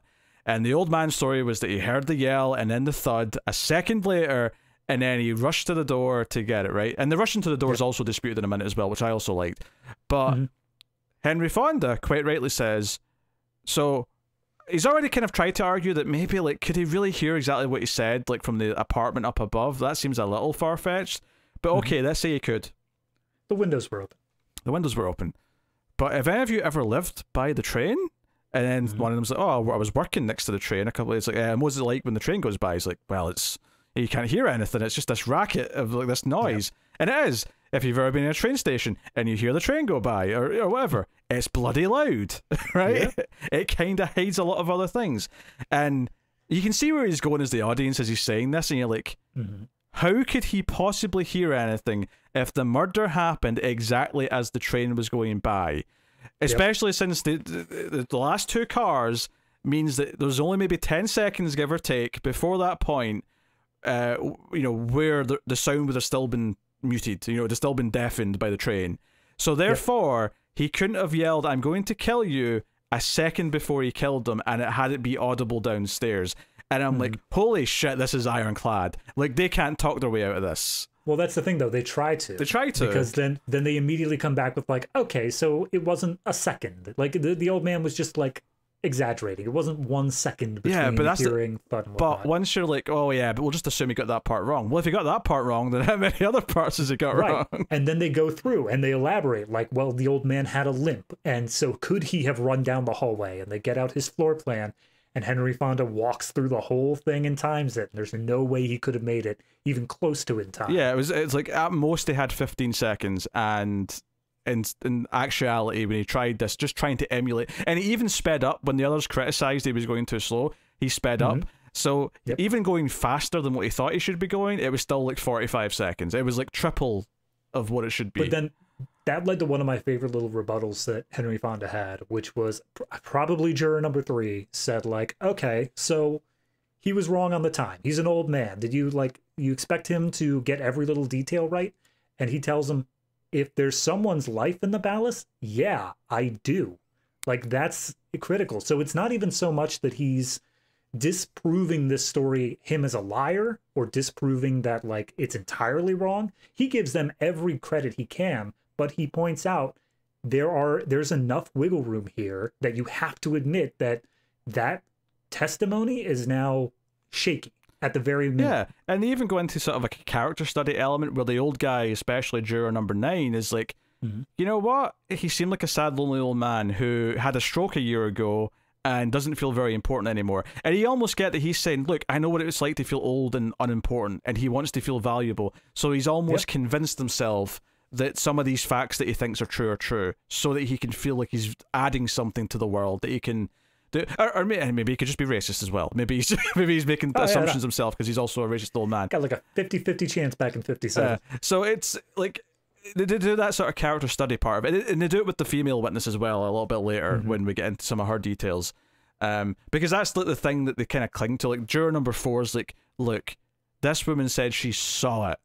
Like, we can't, like, maybe the old man, you've disproved him. You've disproved that maybe the knife is that unique. You've disproved that, okay, maybe he could have forgotten the movies because he was so, like, it was so tense. Like, he just found out his father had been murdered and he was probably a suspect. He was, emotions were heightened. There's a great bit to that, actually, where earlier on, someone else points out, I think it's Klugman's character says, do you never sweat? And he's like, no, never. I love that. That's what made me love juror number 4 so much. So if you don't mind me covering this one. What's the payoff? So the entire thing is them debating the evidence of he didn't remember what movies he saw. And mind you, they say that it's been 3 months since the crime has taken place. All the investigation, all the trials before this, it's been 3 months since what's happened. Oh, yeah, but the key point there, just to clarify that, is that he's remembering them just fine now in court. It was when he was interviewed the night after, like the night of, right? As he couldn't remember what he saw. Right, exactly. With him being in his kitchen, his father dead 15 feet away. So juror number 4 says, like, look, if it were me in that situation, I would remember. Like, I even if I were under intense emotional stress, I would have remembered what movies I saw. And Henry Fonda just starts walking him back. He said, what did you do yesterday? And he answers, what did you do the day before? And he answers. And it goes back to about like 3 days prior. And he says, now, what were you doing that day? He says, I went to the movies. And he asks him, what movie did you see? He gives off the title easily. He says, all right, was there a second feature? What was the second feature? And he's like, I think it was... Honestly, David, if anything feels dated, it's that there's always a second feature at the movies. That's the detail that feels dated. Yep. I was sitting there like, what are you talking about? Second you didn't pay $14.95 for... No, he paid 50 cents and he saw 3 movies, all right? Yep. But he's sitting there, he's trying to remember the name of the movie, and he comes up with a name, but it turns out another guy recognized it, and he's like, oh, that wasn't the name, it was something else. And it's at this point that Henry Fonda keeps pushing. He's like, who starred in that movie? Like, this was only 3 days ago for you, and you're not under intense emotional stress. Why are you having a hard time remembering? And at that moment, a single bead of sweat comes down juror number 4's head, and it's like perfect. I loved everything about that sequence. And I love that this isn't the thing that convinces him to change his mind, though. He's still on the guilty train, right? He's still saying guilty at this point, when it's just 3 of them left saying guilty. And I love, though, that he still has, like, okay, you've made me realize that was maybe bullshit what I was saying. You've proven me wrong there, fair enough. You've proven all these other things I've got doubt. But the one thing I'm not doubting still is this woman's testimony. It's her eyewitness account of seeing the murder. And, you know, Henry Fonda sits down and he's like I don't really have an answer for you. Like, it's the one thing I can't disprove on its own. And then who is it that comes up with the glasses thing? The glasses thing is juror number 4 rubs his bridge of his nose, and juror number 9 sees it, and he's like, hey, it's 9, okay, what's going on there, buddy? Yeah, so it's the old man. And I love, because at this point the ad guy has switched back to guilty at this point. And it's this glasses thing, which notably the ad man throughout the movie has been wearing glasses on and off. So it's kind of a subtle thing that they've just clearly established that he'll just get this, like he'll understand it. And as someone who always wears glasses, I was sort of scrutinizing this as they were talking about it, because I was thinking, like, how much of this is bullshit? Now, the thing that I can't really agree with necessarily is I don't think I've ever noticed someone have marks on their nose where they wear glasses. However, I always wear my glasses, so I never see that. That's fair. Right? I mean, I know personally, I have a set of glasses that I use just when I'm feeling lazy and don't want to put in contacts, but it leaves marks on my nose. Don't get me wrong. Like, I feel them. I don't know if I see them, but I definitely feel them when I feel my nose. And hell, even the side of my head, I can feel like lines that have, like, I've got like a line going across my skull on both sides where the legs have just indented. I do wonder how much comfort there was in 1950s glasses. Oh yeah, I feel like it might have been more form than function. Might have been worse than it is today. Yeah, that's very true.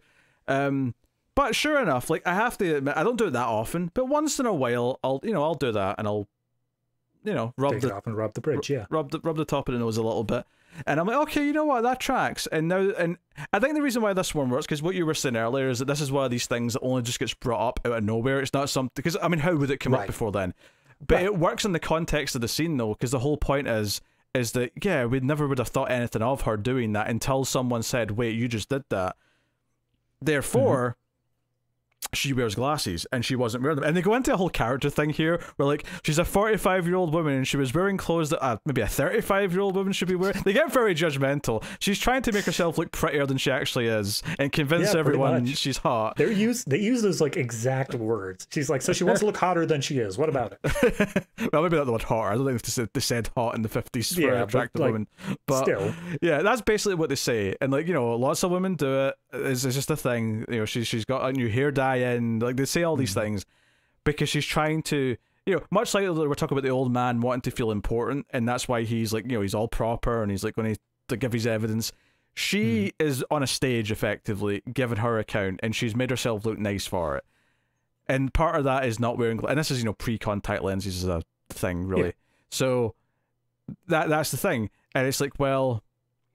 So she wasn't wearing glasses then. And someone says, well, how do you know that? It's like, well, juror number 4, do you wear glasses when you go to bed? Because that was always the story. Because it's like just after midnight that she woke up and just casually looked out the window and saw it happen. So it's not like she knew she had something specific to look at where she might have reached for her glasses to be like, what is it? What's going on? The story more so struck me, like, yes, there are these smaller details of, like, and they go through them all, of, like, would she have been wearing glasses? But the story more so struck me as the defense lawyer didn't think to ask about glasses because she wasn't wearing them right then. And they're kind of just justifying, like, we think she does wear glasses normally, and if we were to have questioned her on that, what would have been the, like, train of responses after that? They're kind of just making up a testimony that never actually happened, but it follows through logic and reasoning rather than what they did. It's not so much that they're convinced 100% that she definitely did. It's more that there's a good chance that she... I mean, it's almost definite she wore glasses given the marks and the way she, like, scratched her nose. But the part that's like, was she wearing them when she looked out the window? There's a good doubt that she wasn't. It's not 100%, but there's a good doubt that she wasn't. And they don't really go into it with her so much, but they go into it with the old man's testimony where they talk about how, like, the lawyer might have intentionally not pushed them too much on some things because they thought it would be a bad look to try and, like, discredit this, like, helpless old man on the stand. And I'm like, you know what? This is them not only acknowledging that sometimes other people will make mistakes, including lawyers and people like that, but also this idea that, like, they're analyzing human behavior and saying they might have, like, threw him a bone because they felt sympathy for this old man who, struggles to walk. And you're like, you know what? That sounds kind of feasible to a point. Like, it's almost like it's admitting that there's flaws in the system. There's all these little things that are flawed with it, where people will let people away with things, if not have prejudice, like obviously some of these characters do. So, and that's a point we get to, I'd say about 2/3 in the movie, where Henry Fonda basically points out, like, look, I've convinced a lot of people here, and we're getting out of not guilty, but, like, to the people who are still holding out, I don't know if he did it. I have no ability to know that. All I know is that I'm not sure.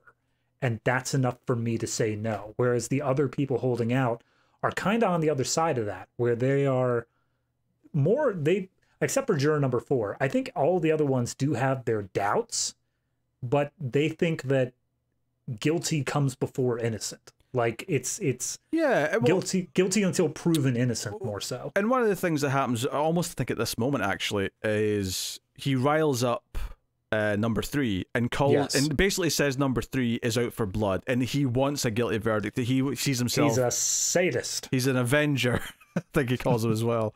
Clearly this was before the Avengers were created. But no, like, I'd love to see juror number 3 as Captain America. That'd be fantastic. But he says that and it makes him angry, right? And one of the key points earlier on is that, okay, even if the son did say, I'm going to kill you, like, how often do all of us say that, like, every other day, really? Like, it's a common phrase you throw out and you don't really mean anything by it. You're just angry, right? Which, like, I get what he's saying, but then the examples he gives out afterwards are, like, mildly concerning. they're a bit weird, but, he's on the spot. He's trying to think of examples. I'll let him away with it. And sure enough, in this moment, when he gets angry and 2 of the other jurors are holding number 3 back, he says, "I'll kill you." And just very calmly, number 8 just walks in and goes, "Are you really going to kill me?"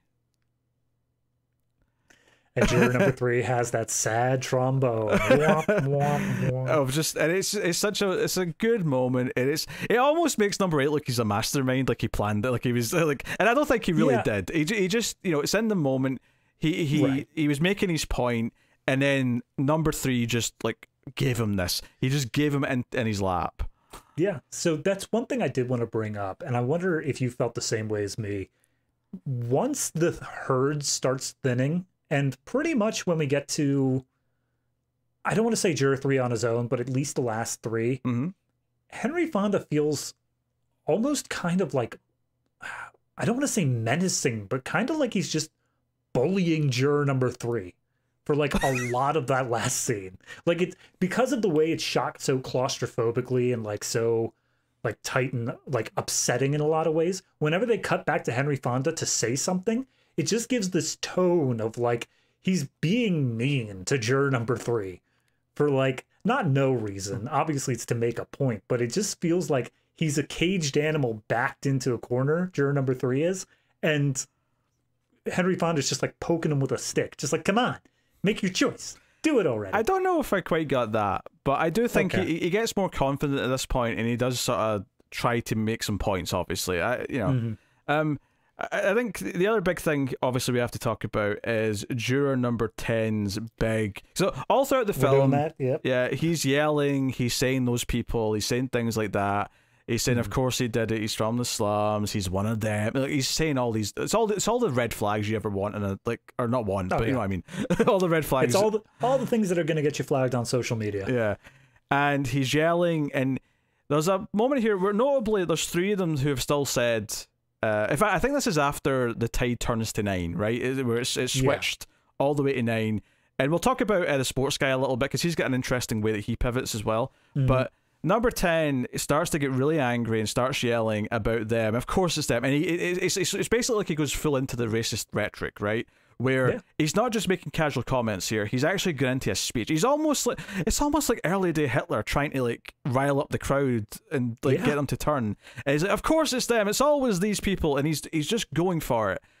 And one by one, the characters start to turn their backs on him. And he starts to sort of notice that. But what's really interesting about this is that everyone does it, even the other ones who are staunchly like still in guilty, including number 3. Even he at this point, he's like, look, I'm not really agreeing with this racist stuff. Obviously he feels the way he does, and he's kind of like kidding himself as to why he feels the way he does, but there's enough here that he knows, I'm not siding with this. This is not what I'm siding with.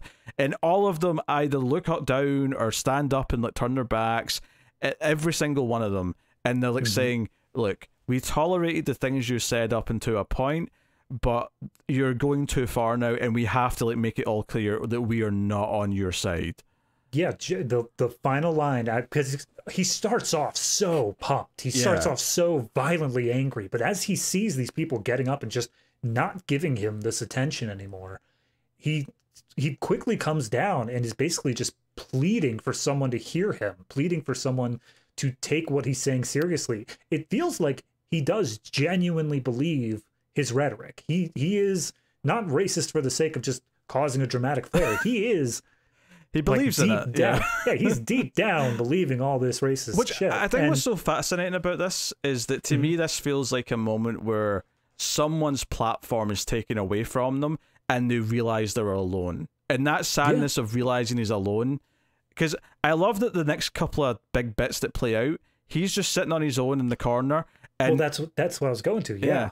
And he doesn't like interject, but when the vote comes round again to when it's back down to just 1, he does just quietly say not guilty. He realizes that they've all made their points, they've made their choice, and there's this kind of sad acceptance of like, I'm the angry old man, and because that again, it goes back to that phrase he kept using the whole movie. You know what I mean? He keeps saying what he says, and then he adds on, you know what I mean, to the end of it, as if he assumes that everyone's going to agree with him and see the logic he does. And this sad, kind of just depressing man sitting here is him having realized that it is in fact him that is out of touch. It's not the children, you know? Yeah, it's him saying not guilty isn't him coming to the like realization of, oh wait, hold on, I'm actually racist. It's him coming to this realization of like, no, I knew I was racist. Like, I knew that already, but I thought people were on my side. I thought that like I had this backup. And when he says not guilty, it's more so of like, I don't have any other reason. Like, if I can't convince you with the racism angle, like, I have nothing else. He's basically like I guess, you know, a lot of this is cautionary, and it's kind of hopeful in that the right outcome obviously happens. But I think he's kind of this hopeful idea that the old guard will lose and will eventually kind of like, you know, not necessarily literally die out, but you know what I mean, like And when I was talking at the beginning of me saying that there are things in 2023 that I think this movie has a hopeful message towards, but it just doesn't feel like it would happen anymore. This is the moment. Yeah, but this is the moment where I'm like, there's no way the racist dude, even when he loses his platform, is gonna stop. No, but that's the thing. I don't think it isn't anymore. I think it's that point is just as valid in 1957 as it is today. That's fair. That's fair. That's my argument on that and why I challenge it. But yeah, no, reasonable assumption. But no, the one thing I did want to bring up there though is his last line is he just looks at juror number 4, who has stayed sitting this whole time, giving him attention, like looking at him. Which is actually, just to analyze that for a second, it's so perfect that he doesn't feel the need to stand up and turn his back. He's so sure of himself that he doesn't need to do that display. He just sits there calmly. And he says, listen to me, listen, and he trails off. And then juror number 4 says, I have, now sit down and don't open your mouth again. And for the rest of the movie, he sits down and doesn't open his mouth again. Except they're not guilty, obviously. I checked that scene. I think he just shakes his head. I don't think he even says anything. So fair enough. Maybe he mouths. It definitely makes it clear that he's saying not guilty anyway. Yeah. But yeah, because it's when Henry Fonda steps up to him, he doesn't say like, "What do you say?" He says, "Do you still think he's guilty?" Which is phrased in a way where he can just shake his head. And be like, I think it's that thing where obviously as I'm watching a movie and I'm getting to know the characters, I think that moment retroactively, like sort of like I almost didn't get a handle on juror number 4 because he's such he's a bit more complex in a lot of ways than a lot of the other characters. And not that the other characters are simple, he's just harder to initially read. And I think that moment is what sort of retroactively just made me get him and like just sort of understand who he is. For he's coming from this from a logical point of view, and it's just I don't know, it works. That's throughout the whole movie. Juror number 4, he's making these rational arguments. He's saying, okay, well, what about this evidence? What about this evidence? And juror number 3 keeps on just whenever he makes a point, like he just tags on along, being like, yeah, this guy, because he's doing all the things that juror number 3 wants to be able to do. Yeah. Juror number 3 wants to be able to make these rational points, but in the end, he's only got emotion to him. So he's just tagging along with juror number 4 until the very end. Yeah, and juror number 7, the sports guy, so he just, like, when it goes to 6-6, he just suddenly says, what the hell, not guilty, let's get out of here.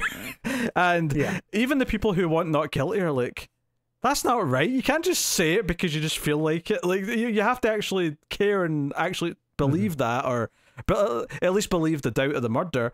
And he's just like, well, I don't have to explain it. He's like, yeah, I think you do. I think you do have to explain it. Specifically, juror number 11's the one who's pushing it on him. Yeah. And juror number 11 has been the only one who's really showed a deep patriotism. Like he firmly believes in democracy and the system and trial by your peers and stuff like that. So when this guy just randomly flip-flops, being representative of the apathy, juror number 11, the Patriot's the only one who calls him like, you can't just do that. And let's just remind everyone at this point, juror number 11, who I've not mentioned in a little while, is the foreign guy. He's the one who believes in the system of the country of the US, but he is, and that's that thing. He seems to know more about it than most of these Americans with American accents. Well, that's why I thought that he was like from more Eastern Europe. I thought that he was German, and this, somewhere in World War II, he emigrated over. You think this was like almost a bit of extra subtext that he believes in democracy because he saw what happens when it goes away, effectively. He saw what happens when apathy rules. Okay, no, I could buy that. That's just me not recognizing the accent, though, and therefore never going to that. I mean, I don't think that he has a super identifiable accent. But I don't think it's strictly German. I mean, I think it works anyway because, keep in mind, this is only 12 years after World War II. Most of the adults lived through World War II, and especially someone from Europe felt the brunt of it. So I have to, I think that's a fair subtext to bring up, that it might be kind of in there for this character. Absolutely. Yeah. So the big emotional climax. So it's early on. Juror number 3 says, "Hey, I've got a son. Have you got kids?" And I think he's talking to number 8, and it's like, "Yeah, I've got a couple of kids." And he's like, "Hey, I've got one. He's 22," and he shows a photo of him in his wallet. And he says, "Yeah, but I've not seen him in 2 years. I got mad at him when he was 12 for running away from a fight, so I made him a man." And then that kind of backfired on him because he got into a proper fight with his son when he was 16, 17, and his son punched him in the jaw and said, "I'm not taking this shit anymore." and they've had a bad relationship. He's not seen him in 2 years, and obviously that's in the back of your head as like juror number 3 is getting emotional constantly and saying he definitely did it. He did that to his poor father. I don't think he ever actually says that line, but that's kind of what you feel like you're hearing from him. Yeah, as he's speaking. It's basically him just getting revenge on his son, more or less. He's saying like, "Oh, you dared punch me. Well, take this." I think it's partly revenge, but I think if you look deeper, I think it's more.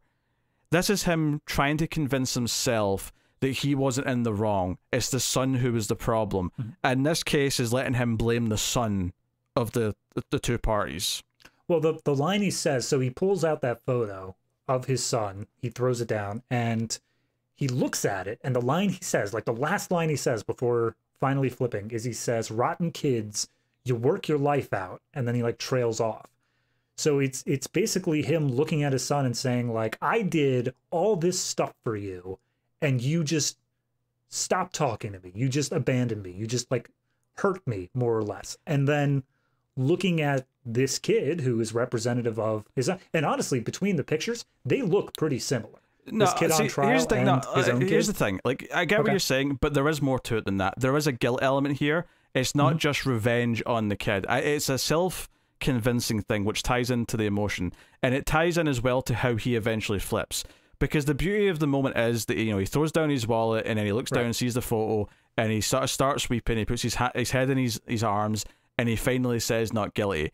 And I think the moment he says not guilty is almost like intentionally subdued, in the sense that it doesn't feel like a big moment where something just convinced him, because it's not. That's the beauty of it, is he was convinced minutes, maybe 10, 20 minutes ago. He has been arguing because he can't admit that he was wrong for the last 15, 20 minutes. You know, maybe not that long, but whatever moment you want to pinpoint is the time where he realised that the ship had sailed and that he didn't want to like change his mind. And I think that idea of not admitting that he was in the wrong extends to how he feels about his son. That he did that. He created that relationship with his son. It was his parenting. It was his attitude. And I think actually one of the things we've not really talked about, and I think it comes from a lot of these characters, but certainly number 3, I think there's also an examination here on top of the prejudice and the social like structures of society and like, you know, the idea of the slums versus all these rich, or not rich, but, you know, upper middle class kind of like jobs that all of these guys have, is that I think there's also an examination of masculinity in here, and, you know, a bit of toxic masculinity in this case with how this guy treated his son, and even just the way that he gets aggressive with the others at some points, and how they're supposed to be debating and talking about it, but, you know, some of the more louder voices just start yelling over the other ones. You know, things like that. There's a lot of this like show of force and just this sprinkled throughout the film, which is why like I think it's so layered with like all the things that it's got going. Is you got all these characters representing all these different types of people with different backgrounds, and like we said, you know, 3's got the emotional relationship with his son that sort of informs the way he's reacting to everything. You've got the old guy who's just clearly very racist, and that's, you know, influencing how he feels about everything. You've got the more logical guy. You've got the guy who's sympathetic. You've got the guy, you know, like all of these things add up. You've got the guy who's got the blue collar job who just sort of like accepts that the people above are saying the right things and just sort of goes with that flow. Yeah. Like you've got all these things represented, but through all of that, you have this study of actually getting to the truth of it once we're all in the room and are forced to just actually study the details. And so many of them are so scared of actually doing that, and they have to be dragged almost kicking and screaming to it by number 8, and it convinces one, and that convinces, you know, and eventually enough of them are saying, no, we should talk about this, but they're not willing to have the conversation. And I think that's one of almost the most like poignant statements it's kind of making, is that how many things could we solve if we were actually willing to have the tough conversations that would lead to the solutions, but instead we're so scared because it would mean actually revealing how we feel about them and possibly why we feel about them in the way we do. And any subject it could be. In this case, it's a murder trial. It could be anything. And I think that's the weight of it, is that it works in the context of what it is, but it's saying so much about almost any topic that we could debate in the world. And it's wonderful. I mean, I completely agree with that. Going back all the way to what you were saying with him analyzing his guilt, like all of that, it's deep. It has these layers upon layers that you can just keep on peeling back, and you can almost find something basically beneath every single layer. I don't think there is a deepest point that you can really get to with this movie, because when you start reaching those levels of like meta-analysis, whatever, it still has more to give you. It still has more that you can find, because like I was saying at the beginning, in 2023, certain aspects of this take on slightly different meanings. Like you were saying before, of having like an internet conversation, but in the internet, they're able to run away. They're able to just leave the conversation. Whereas in this movie, they're locked in. They have to force an answer out of this. Yeah. There's no way to leave this conversation without an answer. But I think that's, again, that's the sort of thing where the internet and social media and how we talk now is heightened that, but it's still just an extension of the truth at the time. This was still more locked in than, you know, if you get into a debate in a bar or on the street or wherever it may be, ultimately you can just walk away, but they're forced to stay in this room. They're forced to come to a conclusion. And it's only gotten worse with more, you know, wider ways of talking to each other. Which I guess that's the one thing that I wanted to bring up a little bit, is that once we got to the 6-6, the opposing argument, the people who were saying guilty, kind of backed off a little bit and said, all right, fine, we'll just give them a hung jury. Like, we'll just tell them, fine, whatever. That's a great thing to build up, and they have to like fight back against that, because obviously that just means it goes to another jury, and then they'll probably just not give it this much thought. So we have to we have to take responsibility and make this choice. Yeah, because it's going back to what you're saying. They're forced in this room until they get an answer. That's not just by the story of the setting of they are locked in this jury room. It also is down to how juror number 8 thinks this needs to go. But how realistic does that also feel about modern debates? That a certain side, once they realise they've been proven wrong, will say, well, let's just accept that we can't come to an answer. Just go with the centrist opinion. It's all good. Like that happens so often, where it's like, oh, we'll just have to agree to disagree then. It's you know, I mean, one of the guys actually does say, I'm just asking questions at one point, but he just means it in the literal sense. Whereas today it's got a bit of a nefarious meaning, because it's often used after you say something really dodgy. You know, like And that's the one thing I will give this movie credit for, is that even the villains, quote unquote, the antagonists of like juror number 3, juror number 10, stuff like that, when they bring up points, they're still bringing up points in what feels like good faith. Like, they are trying to make an actual argument out of it, except for juror number 3 at the very end, because he's just at the end of his rope and he's grasping for anything. But it always feels like they're trying to make an argument based off of what they see as the truth. And they are reasonably talked down from that point. I was going to disagree with you there a little bit until you rephrased it like that. I'll agree with that. What they see as the truth. Yeah. Because I was going to say, I don't know, 10 doesn't necessarily feel like a genuine argument per se. That's what I'm saying. Yeah. 10 is based off of how he sees the world. He believes that this is actually how things are. But it's only through people talking him down, or in the case of number 10, I think that's probably the best thing with number 10, though, is the fact of they understand they can't reason him down. You can't just talk away that level of ingrained prejudice like that. The only option is just ignore it and have a reasoned debate with the people who are willing to have a reasoned debate. Yeah. You know? Like, I don't know. There's just a lot in this movie. Every interaction between two jurors is different and special in its own way. Sure, some of them didn't really interact with others. Like, I don't think juror, 11 ever really talked to juror number 2. But which is fine. Everyone who has an interaction really has there's a function to it. But you're going with the layers, like, and the strong writing and direction is that every single line of dialogue right from the start has a purpose. Like, every single one. Because immediately it's like, oh, this guy's slightly revealing his prejudice. Oh, this guy's, talking up his ad job. And it's it's setting up like who they are and how they see the world from the second they start speaking.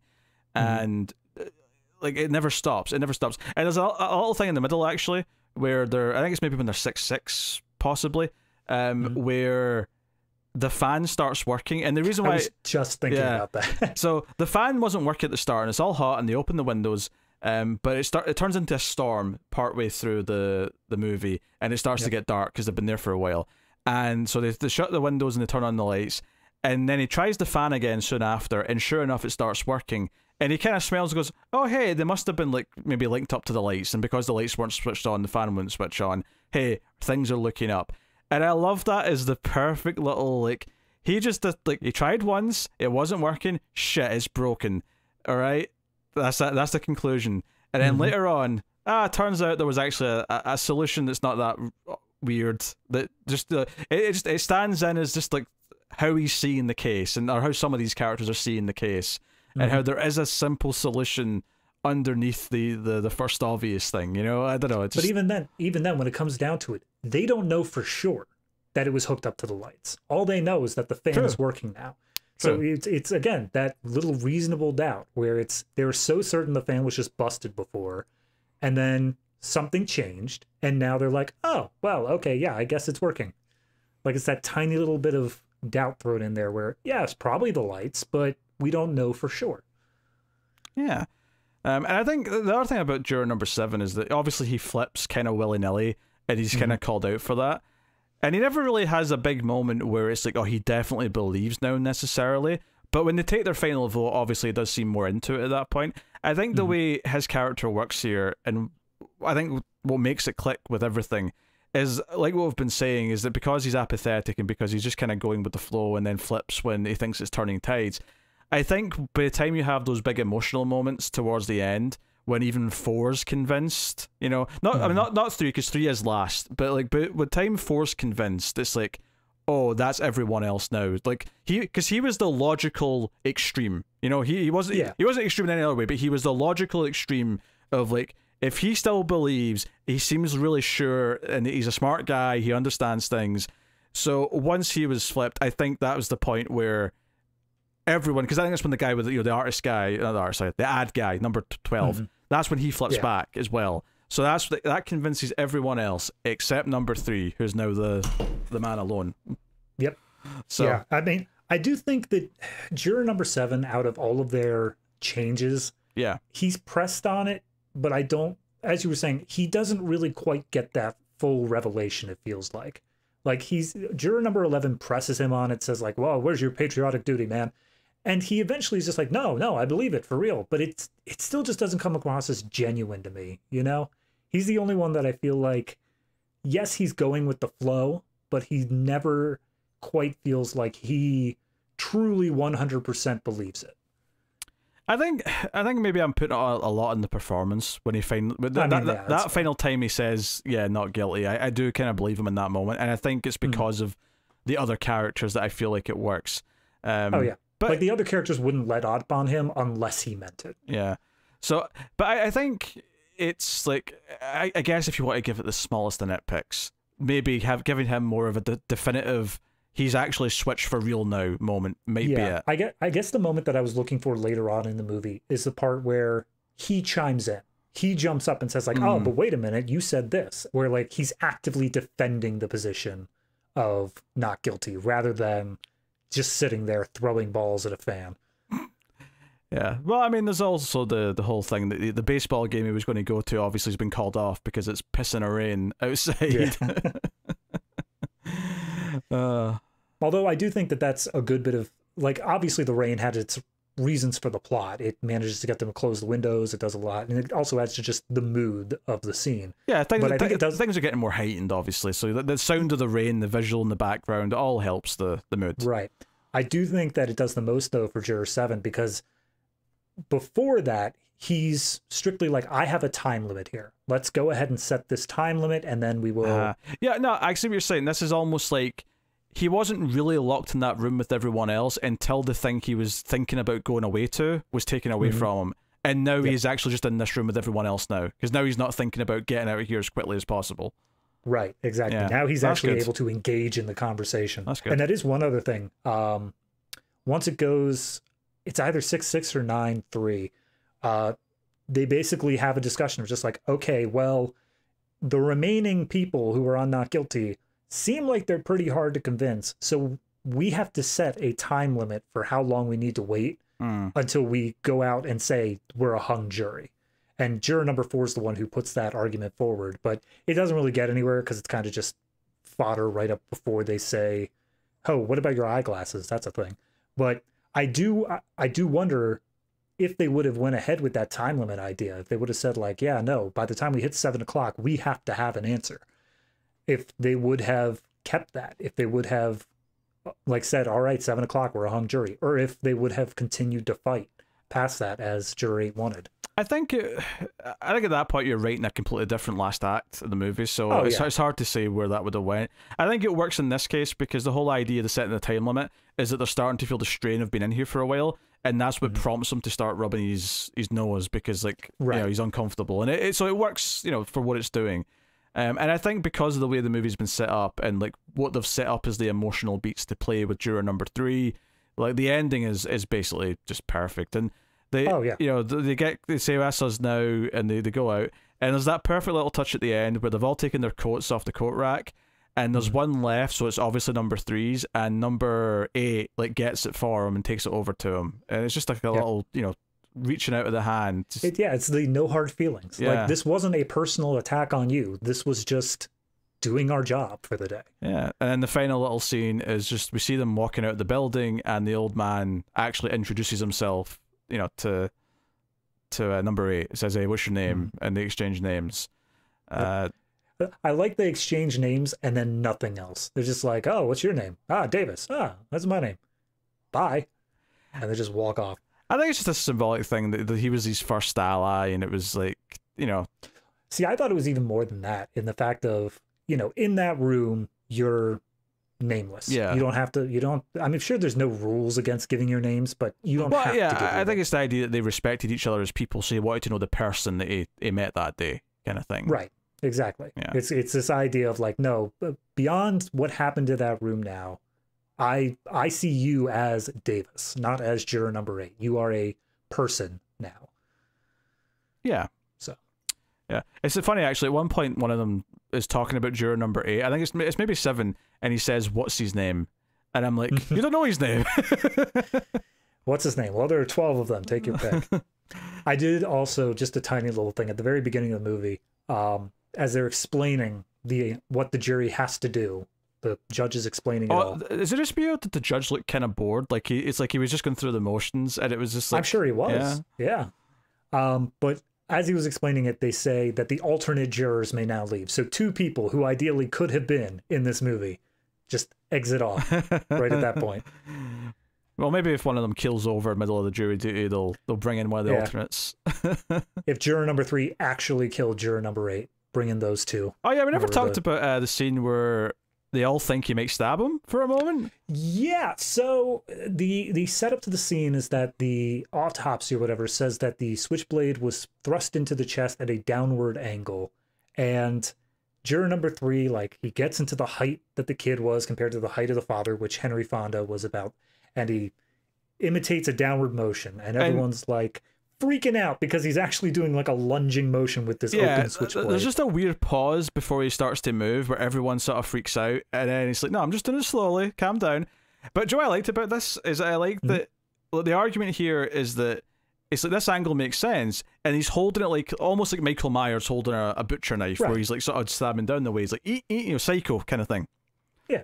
And the guy from the Slums, number 5, he's like, "Yeah, but that's not how you hold one of those. If this is someone who's used these blades before, and a lot of the people in the slums do, is like this is how you hold it. You sort of, because it flips out this way, you'd have to flip it out and then like sort of turn it around and like hold it a different way." And he's like, and the argument's not so much that the person who stabbed him might have held it that way, but the point is that this kid apparently has had one of these knives before. He's good with one of these things. He's got a history with them, for better or worse. And it's like, no, he would hold it properly, so it doesn't make sense that he stabbed down the way. Right. It would be the equivalent of like if a suspect had huge amount of training in guns, and meanwhile the crime scene had like 15 missed shots and only one hit. Yeah. It's like, I don't think that's the same guy. So like it was another good little point, but it's a good moment of tension because again it's one of those shots where everyone else is in the background like getting on edge. Right.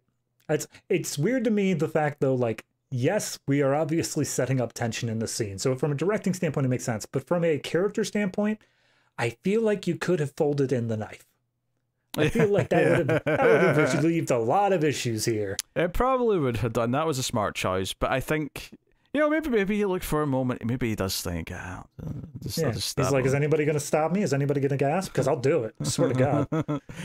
No, I enjoyed that beat as a tense moment from a cinematography perspective, and just like especially since at this point in the movie they've definitely established that Fonda is the extreme end of like sympathy and like reason, and number 3 is the extreme end of anger and like, well, not reason, basically. Yeah. I feel like it would take a 2-dimensional spectrum to be able to map out all these characters between like empathy and apathy, and then like logic and emotion. Oh, and everyone would just map out on that. Yeah, you're like a 4-way grid. Yeah, I can see what you're saying. One of the other things that comes up a lot is number 3 keeps referring to anyone who wants a not guilty as these bleeding hearts, believing in fairy tales. Like he's using a lot of dialogue that sounds like some, old-fashioned, older guy who sees anyone who, like, you sympathize with the gay people? Sissy? Like, is that one of those guys? It's basically the people who are accusing people of performative wokeness. Those people who... actually, yeah. If this was set present day, this guy would be yelling woke at several people in the room, as would number 10. Yeah. At the moment he said, like, well, I'm from the slums, he's like, psh, woke. Because he grew up somewhere. Yeah, exactly. Yeah, so no, it's a wonderful film. It's shot immaculately. There's really smart little moments of direction. Because sometimes the camera will follow someone from like one point of the big table round to another side with a character as they go from one conversation to the other. Yeah, it's like you said in the very beginning, this was written with the stage in mind. Like, this could easily just be if they had the time and the effort and the energy, this could have been one long take the entire way through, because it doesn't require any major scene transitions. It doesn't require anything like that. It's all built for a stage. Yeah, but it's, it dials up, like you say, as it goes. The choice to have barely any music, I think, fits it. I think the big dramatic moments where he pulls out the knife, where he makes his point, and my favourite being when number 3 says, well, you can't trust anything that old guy says, which just debunks everything he's been using as an argument for the last like 10 minutes. And makes a point for the not guilty team. So it's wonderful stuff. So I think we are at the point where we're going to rate 12 Angry Men. Sure. Okay. I'm assuming you're going to force me to go first. Always. Can we debate this? Can we talk about this? Can we? The court of law is a democracy-led institution. Yes. This is not. Well, there goes my patriotism. I mean, I really did enjoy it. I really do love every bit of it. This is one of those movies where, because of the like seriousness of it, because of the tension of it, you get wrapped up in it. You really, even if you are trying to like do something else, like you're trying to like write something or listen to something else while it's playing, you just get enraptured by it. And before you know it, you've completely stopped what you're doing and you're just paying attention to the movie. I didn't write down any notes for this because I knew I wasn't going to be able to look away enough to like write the notes. I didn't want to pause it. I didn't want to stop the flow of it. It works so well, just giving it your full attention and absorbing all of it. With that said, I mean, I got to give this one a 9, straight up. It's a fantastic film. The only things that I would even possibly fault about it is that there are certain characters that I feel I'd like to have seen explored more. I think number 7 is the obvious example there, where you get to see him like move out of apathy and into this empathetic situation. And then I'd say even jurors number 2 and 12, they seemed like interesting people, but they didn't really have a lot to do. And I understand you can't give all of them focus, and I like the people they did give focus to. I just think that if they had these interesting characters, I would have liked to see a little bit more with them. So 9 for me, straight up. And for all of the things that you said I was so negative on in the beginning, all I was trying to say is that it didn't feel like artsy fartsy. It didn't feel like Virgin Spring, where there's this like deeper symbolism to every single coat rack in the movie. It felt like the characters themselves present the deeper symbolism through their archetypes. That's all I was trying to say. What does the coat rack mean? What does the coat rack mean? Anyway, It's also worth mentioning that it juggles 12 characters. Obviously, some are more in the center than others. I wanted to know more about the judge and the bailiff.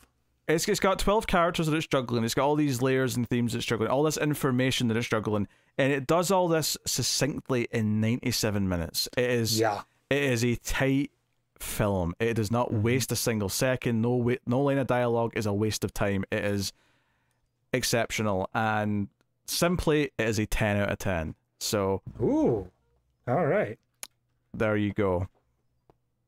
It doesn't get simpler than that. So straight up there with Seven Samurai. Yep. All right. So does it make the cut? I mean, obviously. I don't know, man. Cutting it close for me. No, yeah, it makes the cut. I mean, if you want to make the argument for cut above, I'm right there with you. It is a cut above. It absolutely is. It's a special film. It's like once in a generation sort of, just like everything about it, like the tight casting, the direction, the messaging, all of it comes together, and it's also thrilling. And it's thrilling in a single room, and that is like fantastic. I do want to ask you, the tagline on the poster is blasts like 12 sticks of dynamite. Do you think it's that tense? Okay, well, you know what? Movie posters of this era were, not the best necessarily. Yeah, that's fair. Okay.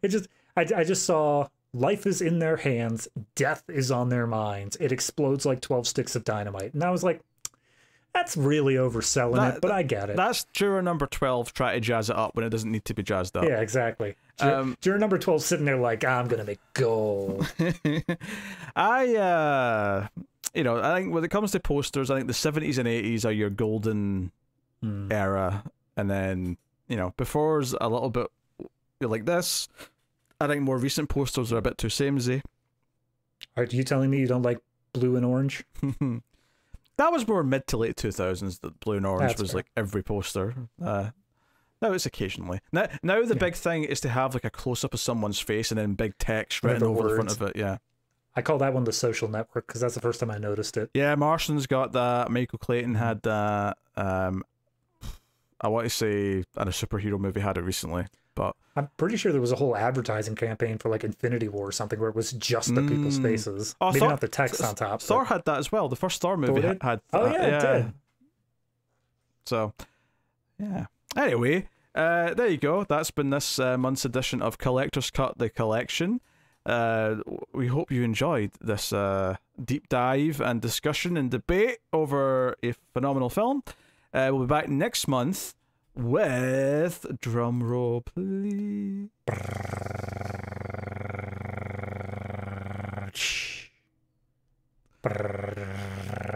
I'm sorry, your stupid spreadsheet went back up to the top when I had it sitting perfect. The Chungking Express. That's correct. No, I found it. I was just complaining that your stupid spreadsheet went up to the top for some reason. My spreadsheet is golden. It's stupid is what it is. But yeah, Chungking Express is next.